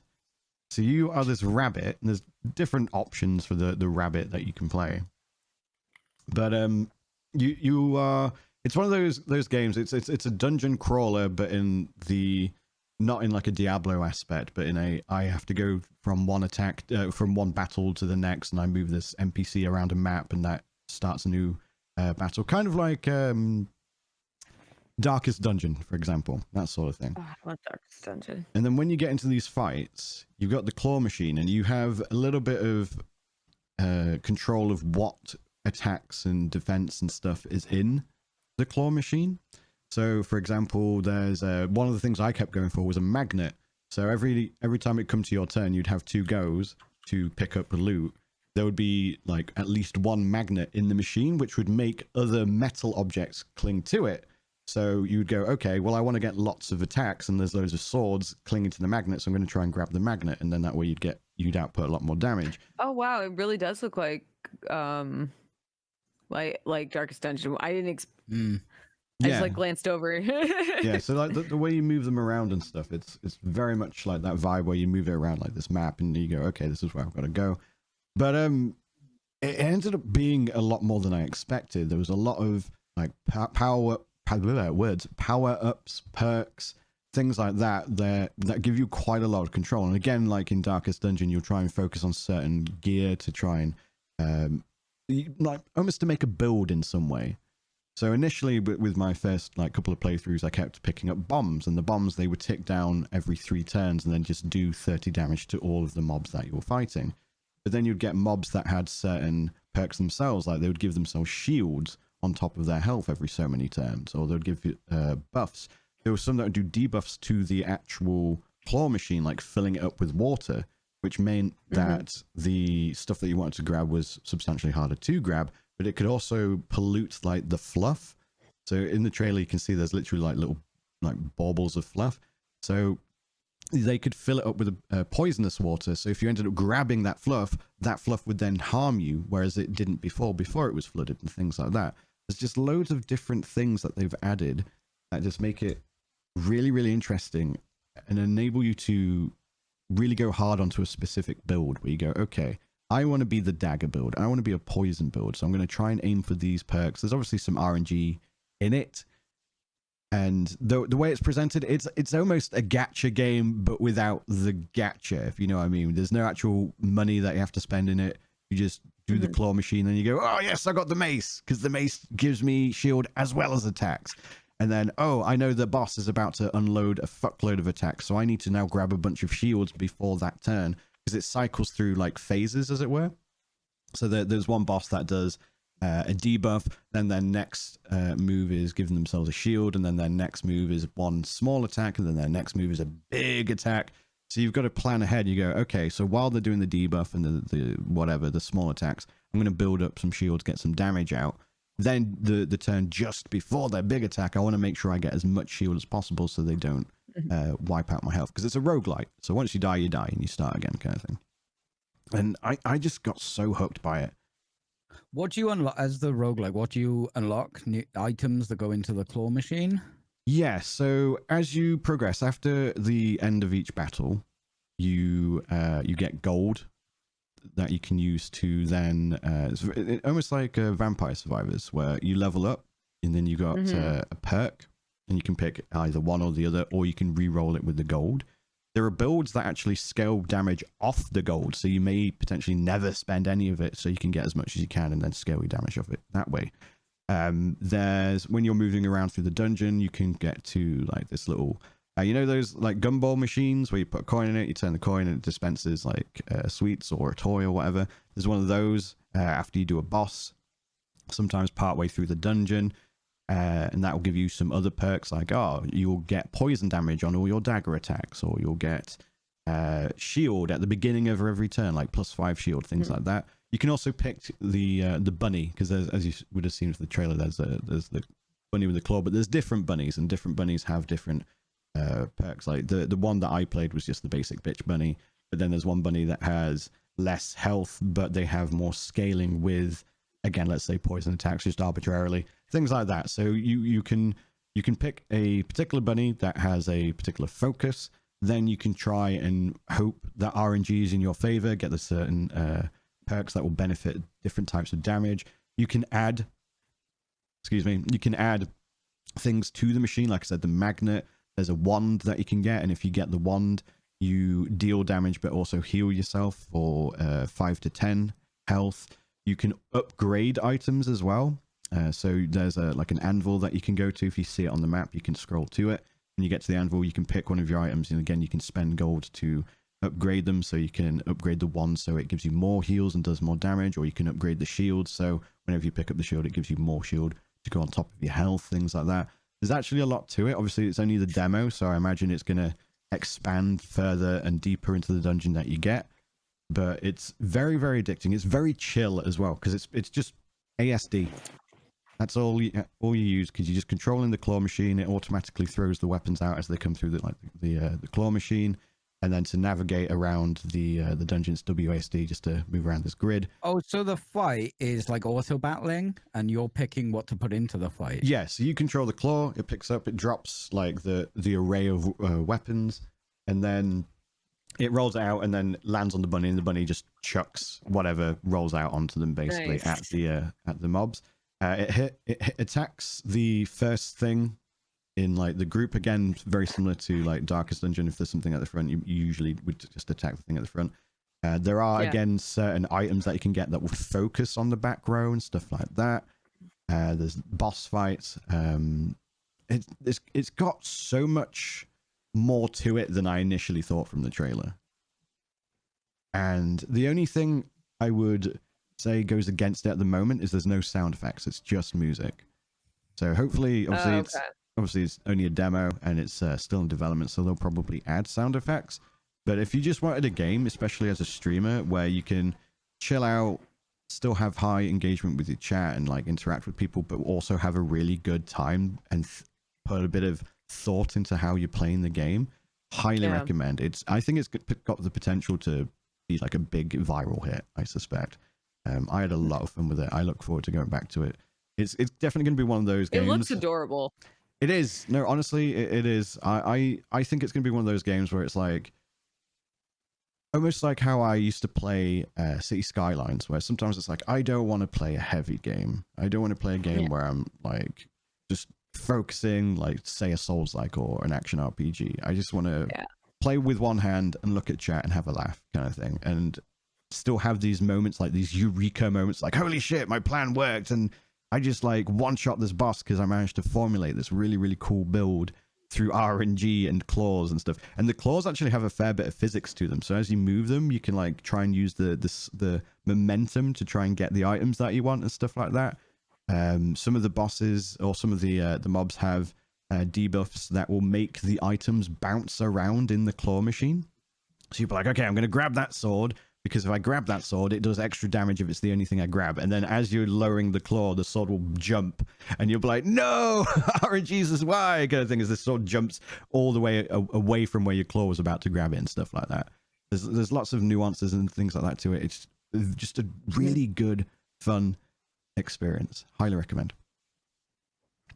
Were there any other games we wanted to cover, or anything else that stood out from the showcase? Not particularly. I'm looking through. That's what I've been looking at this whole time. That's fair. That's fair. There were 1 or 2 demos I've tried from Nextfest. Usually I go through a bunch of Nextfest demos, but I just That's what I do too. But there was 1 or 2 standouts that demos were available. Cat Quest 3 looks fucking adorable. Okay. I played a psychological adventure horror FPS immersive sim that looks like a PlayStation 1 game called Zero Protocol. Right. And I am on board. That looks very, very cool. I was like, oh, this is, someone's doing their PlayStation game. It's a psychological horror. Okay, it'll be fun enough. But it was like really good. It was really good. And at the end of the demo, the cat that goes, that like slowly out of the darkness, this shape starts emerging as you walk through this hallway of stars. And like, what the fuck's gonna happen now? And then the lights come on. It's just a cat going, thanks for playing the demo. Wish list now. Nice. Tactical Breach Wizards. I had a quick go over Oh, that was such a good one. Such a good one. I loved that one. Yeah, that was pretty good. It was pretty good. It got me thinking sometimes. It's kind of like an XCOM sort of isometric. Perfect way to put it. It's very much XCOM with wizards. But it's got a lot of because it's wizards, it's got a lot of mechanics that you don't really see in those kind of games. Of like weird shit they can do because they are magic, basically. Yeah, and I like that it doesn't take itself seriously. It's got this very charming approach to it. Like they know it's ridiculous. Like even when they Yeah. presented it in the trailer. Comedy, They're like, there's no definitely. reason for them to be wizards. We just wanted to make them wizards. Yeah. And it's like, I respect that. Another one I saw a trailer of was Edge of Sanity, which could be cool. Looks like a side What was that? scroller survival horror with That should be at my. HP Lovecraft vibes going on. Right. I also Oh yeah, this one. I have to play this one still. I'll probably check out that demo I today. don't know there's a doing demo horror for it. today. I can't There is a remember demo. there is? There is. I have it pulled up on my Steam right now because when you said Lovecraft horror-esque, I'm like, that's like my bread and butter. Right. It's definitely right. got a lot of style to it. I also Yeah, it played a looks very wholesome game, which is a tech demo called Tiny Glade. Okay. And you basically just build a castle. Oh yeah, I think I was looking at that one too. If I wasn't streaming, I probably could have just doodled around in that for hours. And it's just a demo, Yeah. so you only get a little thing. But it's one of those tech demo games, like where, hey, here's a thing I've been working out while I've been making, and I've turned it into a game. And yeah, it's pretty cozy. You can make pretty things. I like it. If you like that kind of casual type game, you'd have a lot of fun. I've been needing a new like little cozy game. I don't really play cozy games on my stream. They don't usually like, that's just not what I'm interested in playing. Like I like to zone out when I stream when I play those. So like they're not I'm not the most engaging, but that sounds great. Something that looks cool as well is something called the Alters. ALTERS. That's the 8-bit one with the clones, right? Yeah. No, No? it's not 8-bit at all. Is it not It's 8-bit? No, which very- one? It's very Oh, pretty. wait. This one, I remember this one. It's the one with the clones, Yeah. though, right? It's- Kind of. You make alternative yourselves. Yeah. And set them tasks and stuff like that. Yeah, there is some management going on there. I don't know the full degree of what it is because the demo was quite big, so I didn't have time to download it on stream. yeah. But even though I looked at the sort of management strategy stuff, and I was like, oh, it's like that Fallout mobile game. Right. Then it gets onto like this third person, just terrifying space exploration. Sorry, 11 on a bit studios. That's what it is. 11. Oh, I thought you meant 8-bit style. Sorry. No. No, this actually looks really sick. I've still been trying to find like, because like we're so inundated with like announcements this time around. Yeah, I mean, was I so feel like we're many. always. There Yeah, was it's so so many. actually you're giving me ideas to even look into myself. These are the guys that did Invincible as well, which was Oh, atmospheric, that's a cool game. I actually been meaning to play that. I a was little someone walkie gifted it to me. simulator for me. A Yeah. little bit for my taste, but it was definitely just vibing. I played the demo of that last Next Fest, and I really, really liked it. And it was gifted to me not too long ago. I've been meaning to play it. It's just like I have so much on my backlog that I haven't gotten around to it. I mean, these are solid developers / publishers. Yeah, A lot of decent stuff, well regarded. Yeah, Frostpunk, This War of Mine, things like that. Yeah. Indica looks cool as well. I don't know if you've seen any of that. It looks. Which one was it again? Indica. Indica, yeah, Indica? that came out about 2-3 weeks ago, where it's a not survival horror, but horror game where you play a nun. It's got puzzles and stuff in it. I've watched a couple of people play it. It's fun. It's weird. It's you're a nun, but yeah, it's been cool. very well yeah. received. Oh, in Indica? Yeah, And because yeah, Indica. it's a strain of weed. That's all I remember. I was like, I know that weed. Yeah. Oh, there's little pixel Yeah. art sections as well. Yeah, it's definitely a trip. It's a fun game. Yeah, I've been. I want it to looks try really that. neat. I want to try it. It was really well received when it came out. Yeah. Yeah. Yeah, I think streamers that my husband watches were playing it. So and he brought it up to me, and it was like that looks kind of neat. I was Yeah. buying games. It's reviewed quite well. You play a nun. I mean, what more do you need? There's it's- steampunk clockwork puzzles in it. It is. Something I have a lot of familiarity with. Yeah, it's very like religion has kind of driven this woman Bad. insane, basically, and stuff like that, and like It's a religious bad game. kind of trauma thing. and things like that. So yeah, Yeah. it's a ride. I'll say that without spoiling, but yeah, it's got some cool moments in it. Sorry, we kind of gone off the topic of Games Fest. No, it's cool. Was there any other demos? I played the Crush House, which was announced at Devolver. I don't know, like it just seemed it's based on like a reality show where they framed it as like it's a shooter, and I'm like, I need to see this. Yeah. And what they mean by you're the shooter, you're the cameraman. And oh, okay. it's very cute. Where it's like, you know, I could see it getting a little bit like stale after a while because of like, you know, you have to go through each day and filming and like you're going after these demographics. They tell you like, hey, focus on the butts because the butt guys are watching today. Like it's kind of cute where like you see things like that. And I think I'd be excited to see how that is the final releases, because they were talking about like, you know, there's a secret like something going on behind the scenes, and they kind of touch on it in the demo, and it really caught my interest. So I did manage to break it though. That's what I wanted to ask about, because during the trailer it was like, oh yeah, you basically direct the show and you've got to like engage with the audience and try and instigate situations like, oh, you want to get this couple hooked up because everyone's like standing them and stuff like that. And then they were like, but at night something crazy happens, and it's like, okay, what's that? And they never showed that. What had happened in the demo is, so like it starts off by like saying like you can't engage with anybody. So like you have obviously the set 4 that you could play with in the demo. Like there's other characters that will unlock obviously, and they engage with each other. I got so many slap fights. Right. I was like, I was like, I want to see claws. I want to see people fighting, and I got a lot of slaps. It was wonderful. Right, it was the two men. The two men just couldn't stop fighting, and as they would. But at night they wanted you to go, like you would get so many earnings, like you play the ads, you get earnings from that, and then you would buy stuff for the house, and like the characters would like engage with it.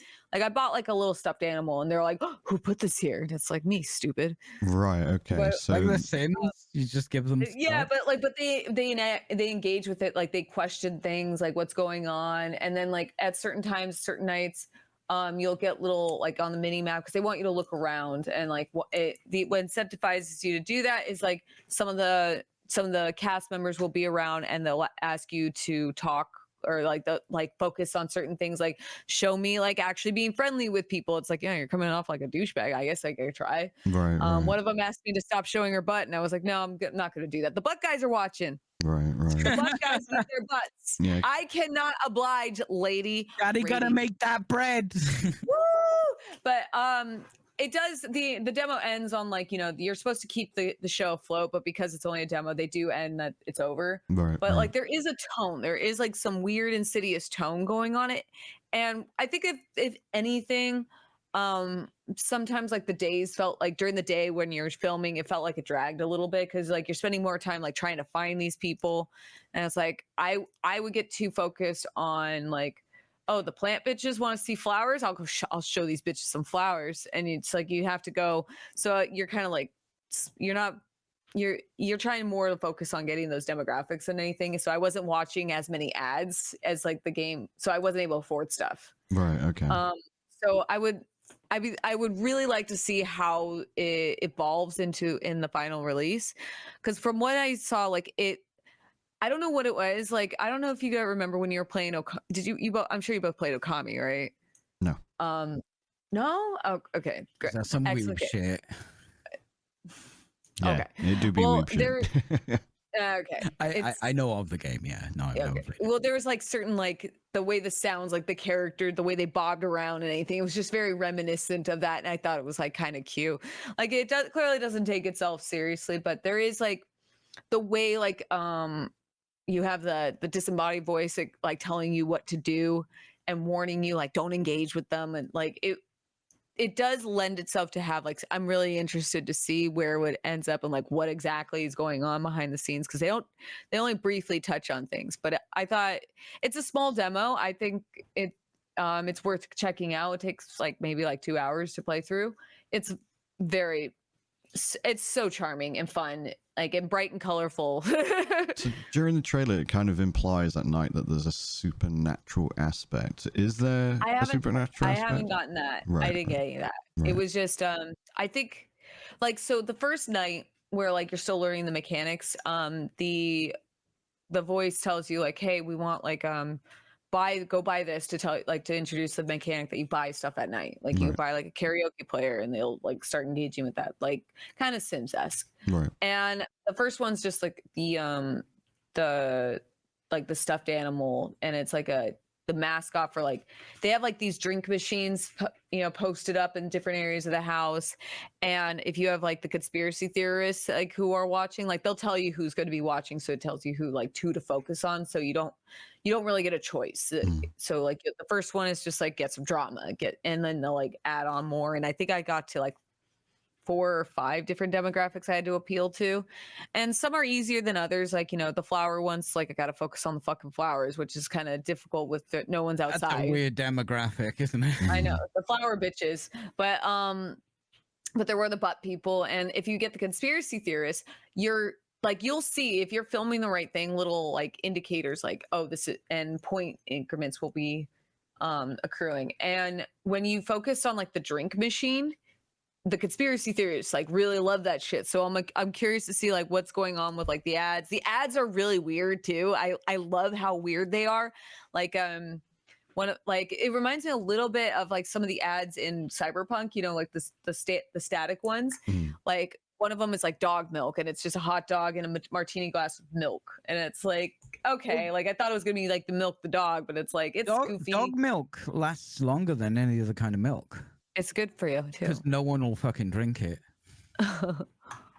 It's good for you.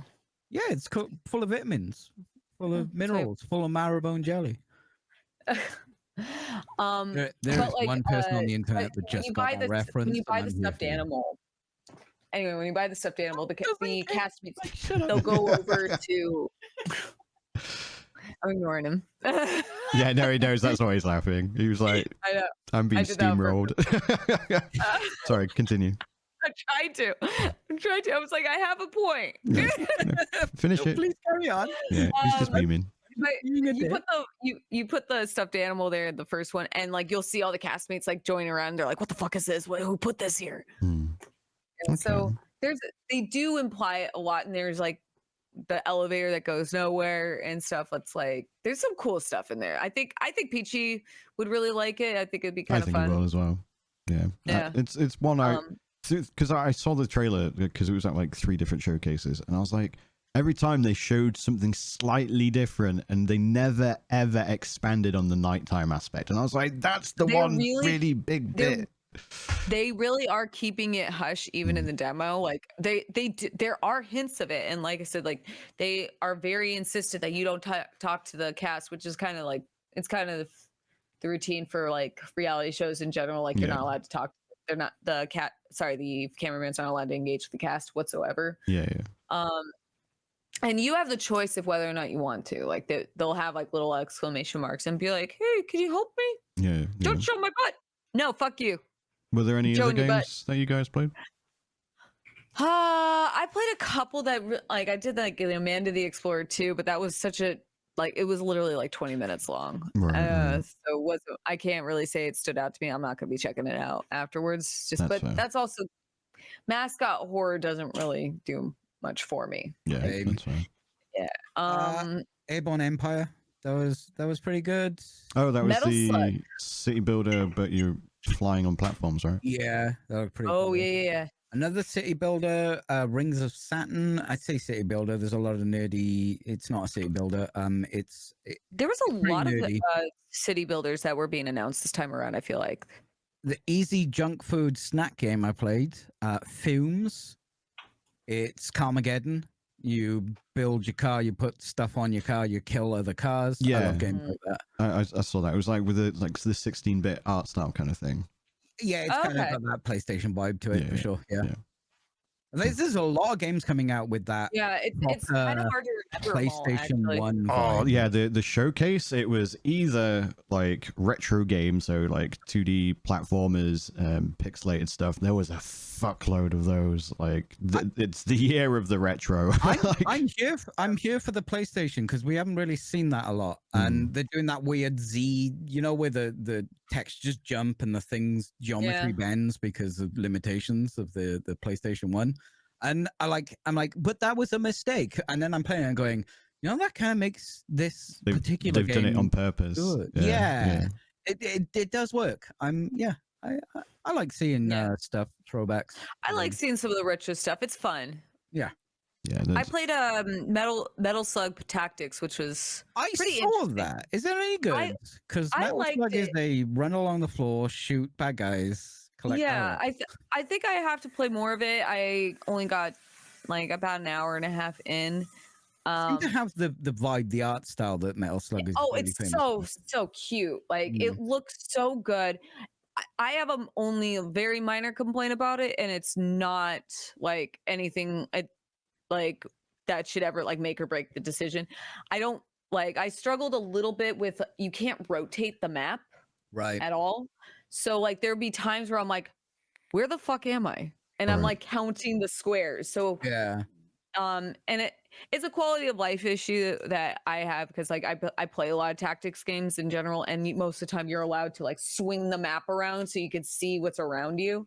But aside from that, like mild gripe, I think it's so charming. I like that there's these like the characters can sync up, like if you align them properly. This is where like the camera would be helpful, so you know exactly if they're aligned properly. But they flash, and they'll do these little combo attacks. The maps will come in and out. Like it reminds, like I know it's very weeby, but anybody who's interested in tactics game, if they played like Disgaea, they'll know like or like any of like the Nichi 8-Bon games. So because they're like pretty popular tactics games, they have these areas where like if you land a character in it, it will like populate a whole map, and it's like it's a brand new map that just appears, and it's like it makes the experience kind of like exciting because you don't know where the next map's going to be. And this one, your character traverses it because you're in a battlefield, and sometimes you have to get to the end game, and it'll go like 3 maps, and then it'll just drop the other one, so anyone who's on that other map will just go away. Right. It's like it's very, very, very like if you like Metal Slug, you're really gonna like this. It reminds me a lot of Advance Wars, if anyone played that. Like, and they're not in the case that there's tanks, but like because it's utilized guns, it's like a lot like so. Because that's kind of like XCOM.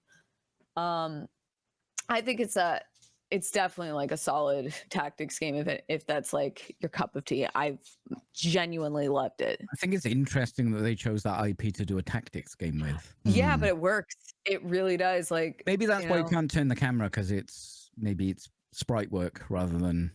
Well, it is sprite work. Yeah, and that's like, probably why. And any of the illustrations of the characters, like the portraits, like they're super clean and crisp. Yeah. I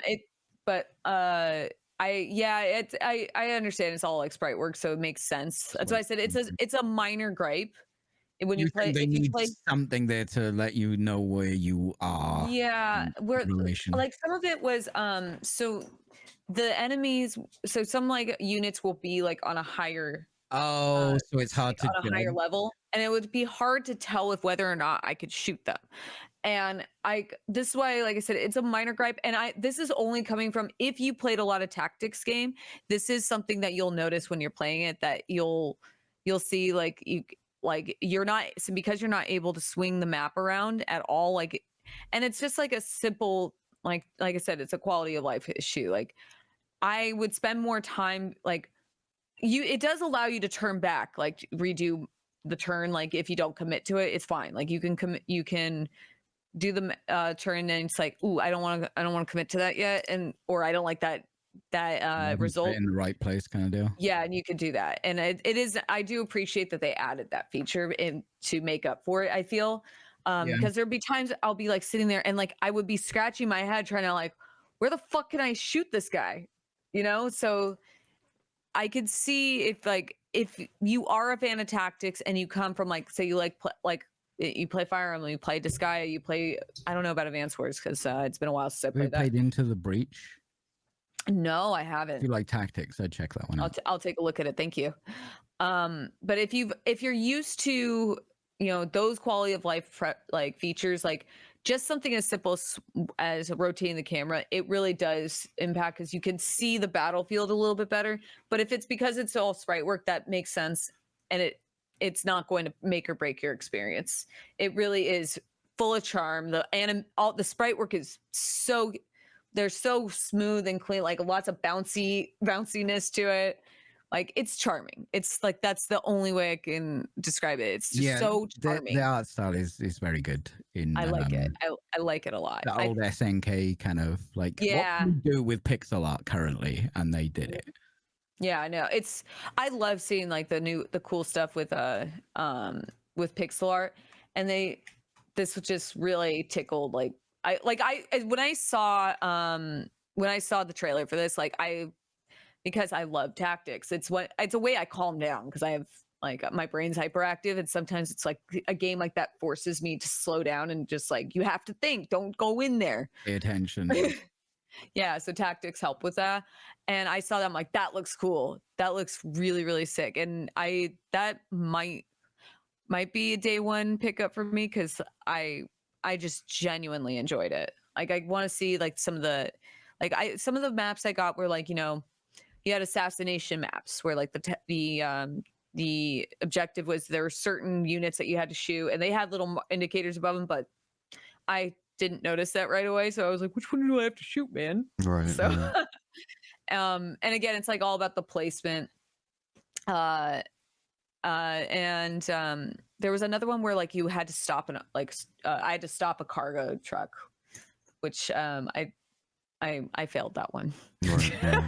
That one I failed. But yeah, no, it's if you're into tactics, like wonderful. If you sprite work like SNK, like all that, it really, really scratches that itch. Okay, that's fair. Cool. Might have to give that a gander. There's just a couple of demos that I want to cover before we wrap up. So I checked out Enotria, or however it's bloody pronounced. It's the Souls-like where Enotria. That's the one, yeah, where you put on a mask and that dictates like your costume basically. So there's a good foundation there, but there's also some infuriating problems. I have my own critiques about it too, so I'd love to hear what you have to say.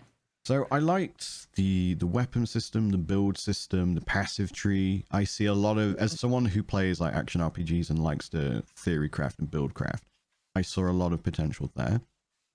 I like the idea that you can have multiple loadouts and you can hot swap between your loadouts mid-combat if you wished.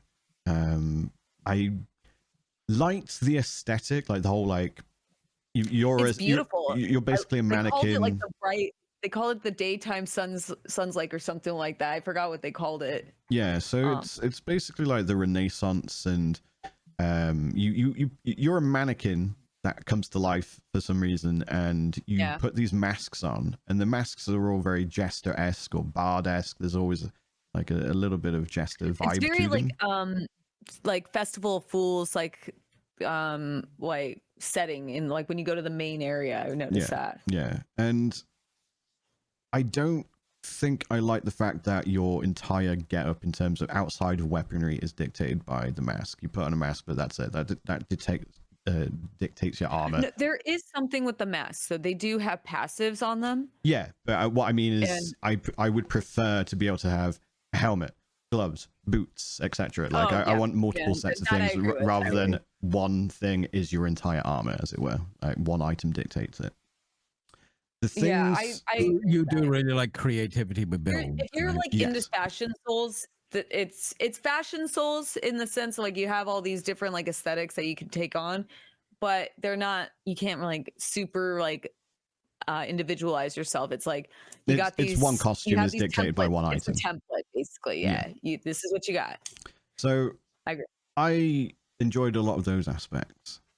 The one thing, two things that really, really put me off, and I actually ended up like somewhat rage quitting the demo. Like it was coming to like the 2 hour mark, and I was dedicating 2 hours to each demo, but it made me hard stop at that point. Was any like teeny tiny bit of elevation, you get stuck on it, annoyed Yeah. the fuck out of me. I'd be like, oh, I'm trying to like move out of an attack, but I got stopped by a touching on- pebble.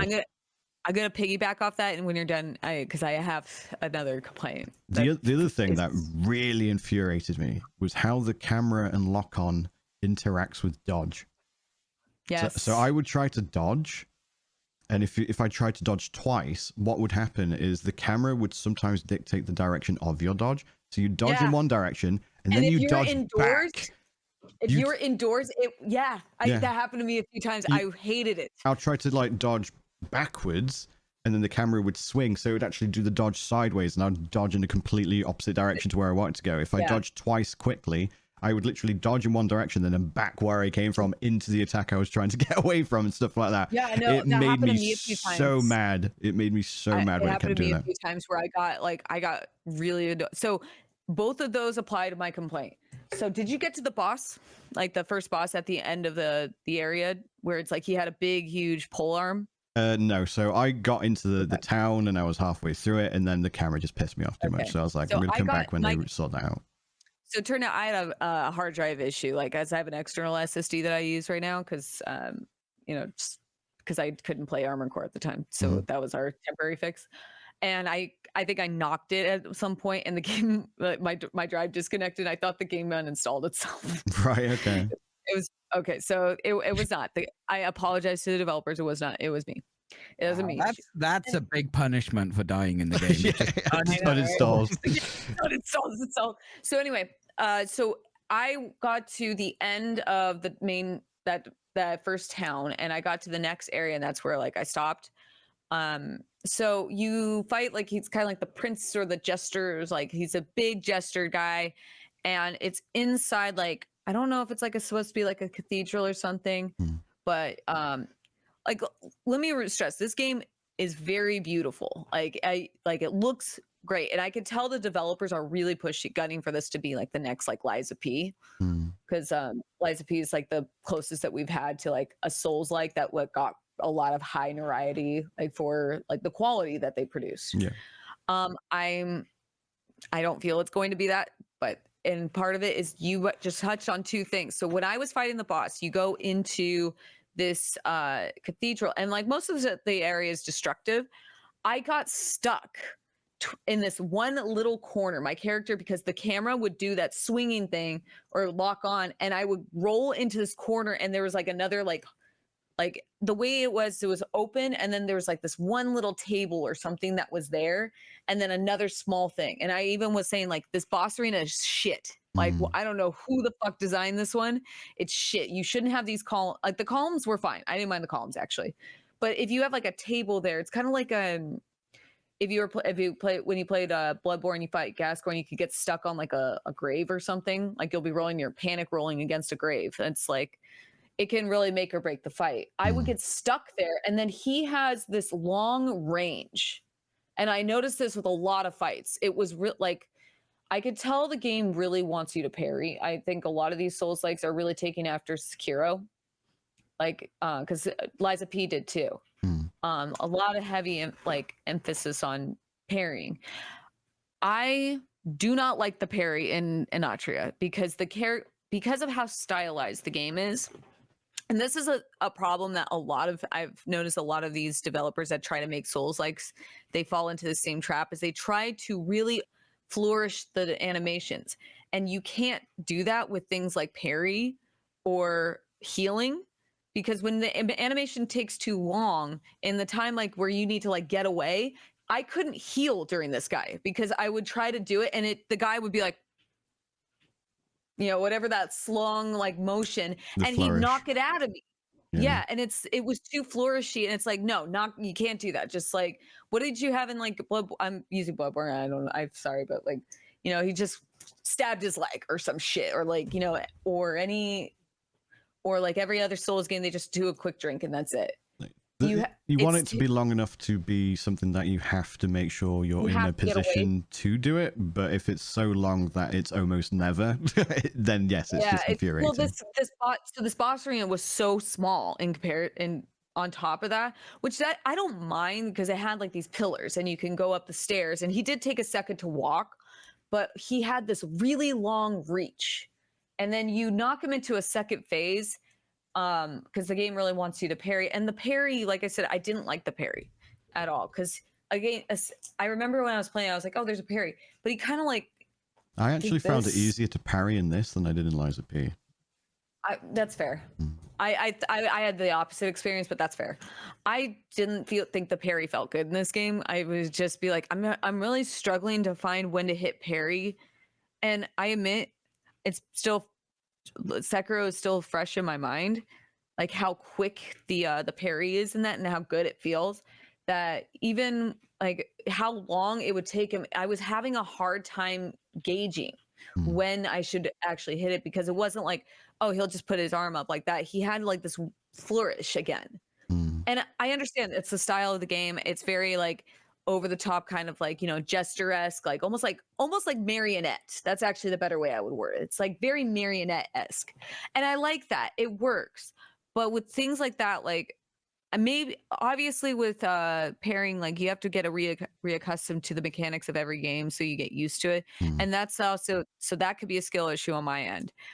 But it was exactly what you mentioned about like I would lock onto the boss and then I would roll into that corner by accident. And then as soon as I was there, I was done. And I was actually getting really pissed during that fight.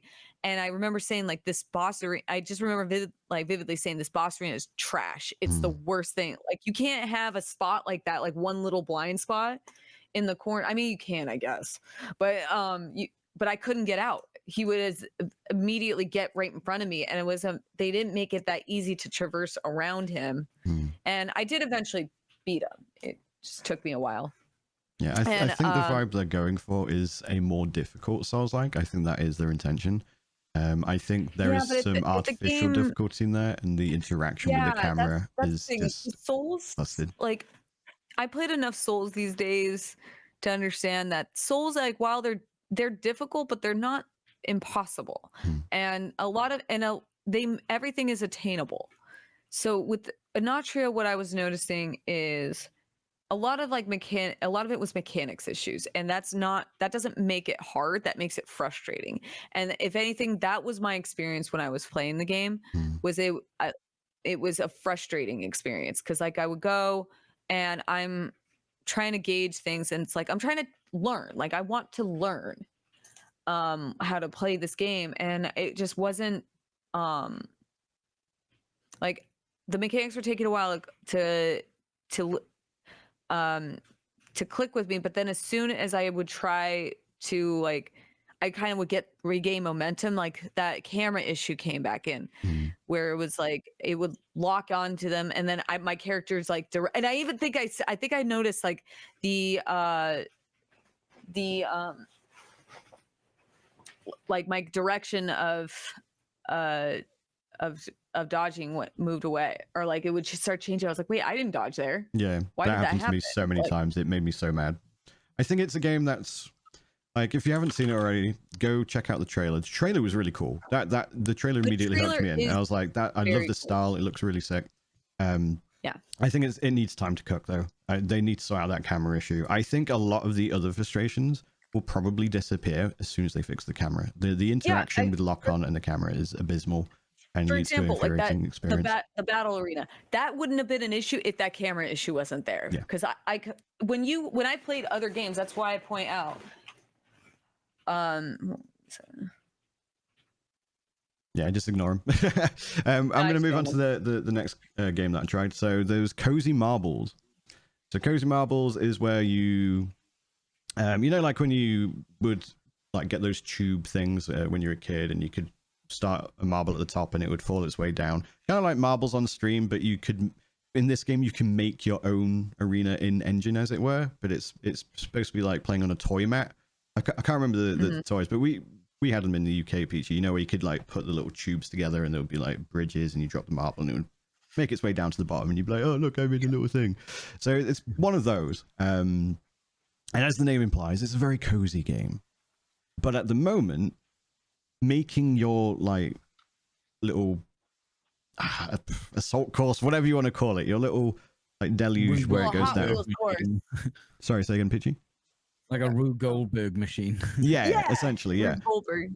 But trying to place stuff is maddeningly impossible because the perspective and like you get like this grid at the bottom, but the camera controls like the level of the camera controls the level of where you're placing these things, because you can place them in midair and you can get some metal tracks, you can get wooden tubes, you can have ramps and stuff like that. There's lots of options, but trying to line everything up is so difficult. Like if you get something that like there was a funnel that you can get, so it's wider at one end and narrower at the other, and you could be like, okay, so I want the marbles to funnel out so that I can have lots of alternative routes.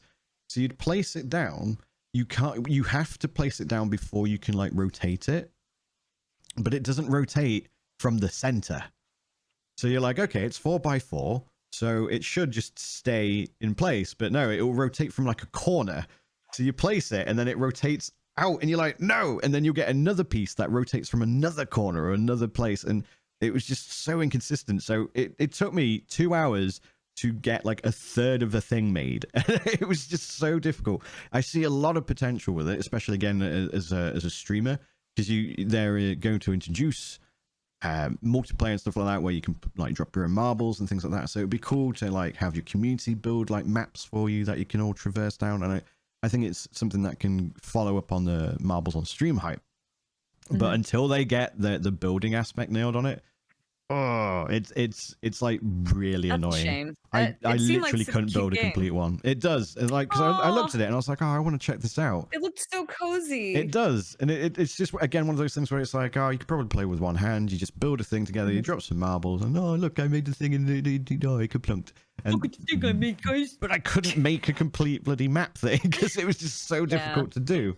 That's a shame. A game that really impressed me was Node. So Node is this little drone. Kind of has like a Wall-E vibe to it, and you are taken to, I think it's some like Russian nuclear site, and I think you're Americans and you're trying to ascertain what happened. They sent in a Russian team, they never came out, so they got to send in this drone. And the premise is the radiation fucks with your comms, so you have to preset movement to enable the robots to navigate. So you can be like, okay, move forward for 10 seconds, then jump, then turn, then like move to another lane and things like that.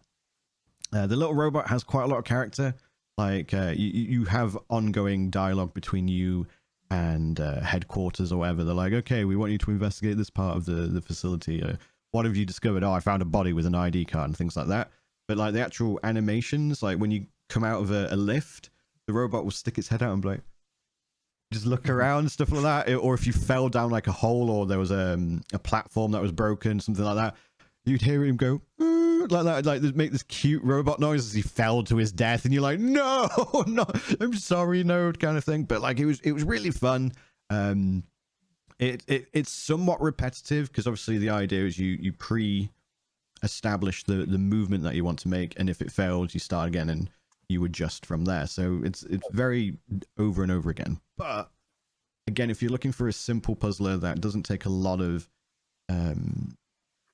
movement with your actual physical body, and you can just play it with one hand kind of thing, really satisfying. The puzzles got quite difficult towards the end, or there was one at the very end of the demo specifically that just got massively more difficult than everything else before it, and I think that was just to say this is how beefy it can get.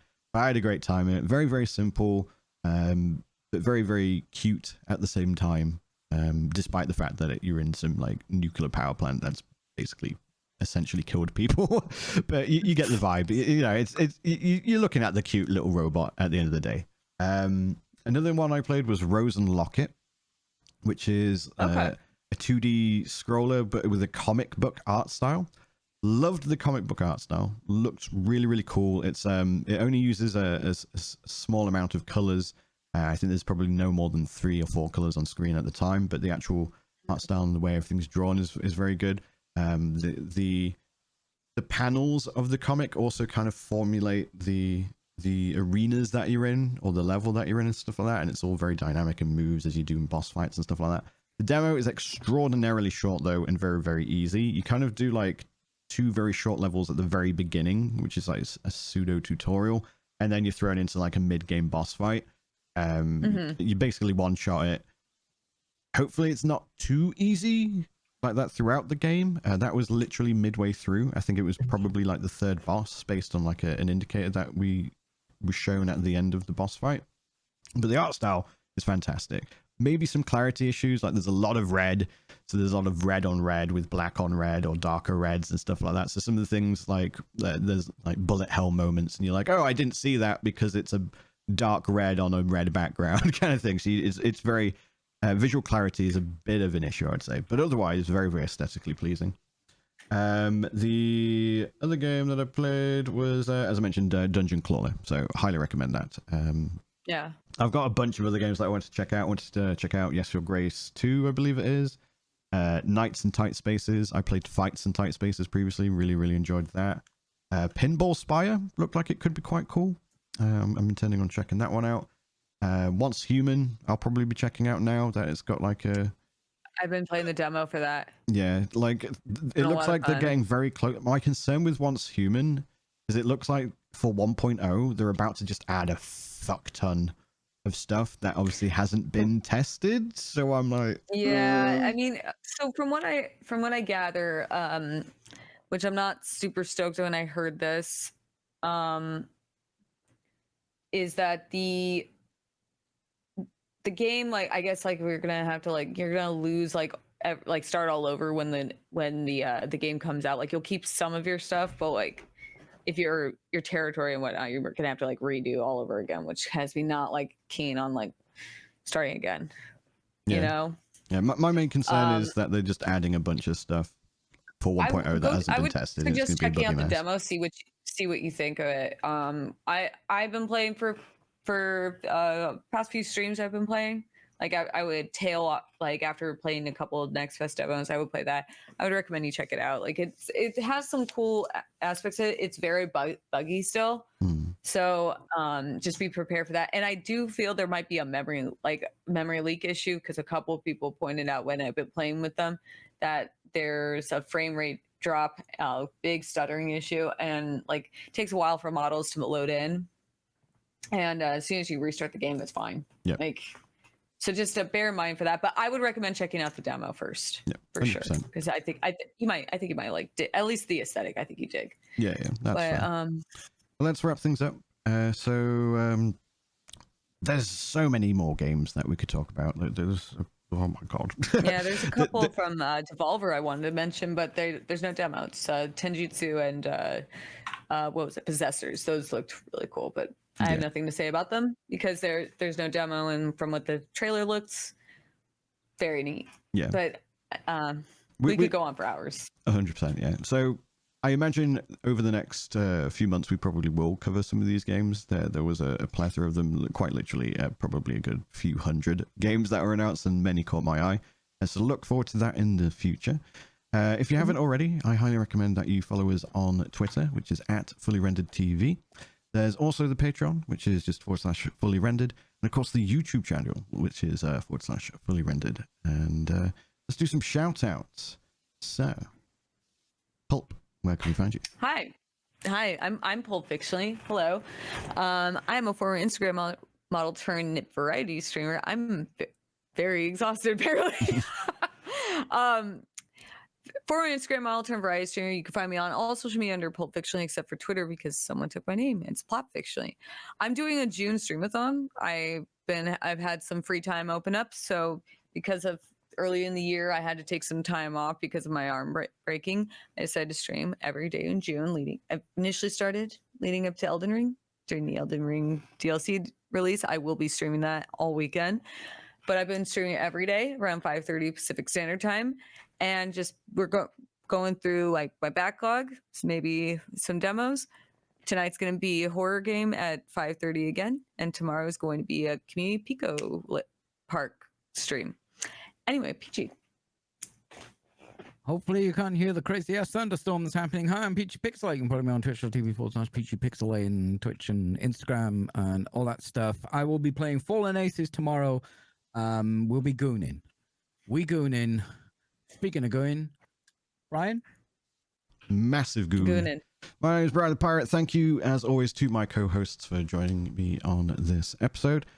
We've got many, many games to look forward to tomorrow on my channel. I'll be checking out some of the games that I just recently mentioned. Likely also First Dwarf, Steel Seed, probably Fallen Aces, Sumerian 6, Cataclysmo, Stridon, Fumes. I have a list, and that list is growing. So have that to look forward to. You can find me on Twitter, Twitch, Instagram, TikTok, just about anything everywhere as Brian the Pirate. And I look forward to seeing you all tomorrow and whenever else I am streaming. But for now, that is it from us on this beautiful, rainy, stormy, but also very hot in California day. Farewell. We'll remember you. I won't. He won't. Cry.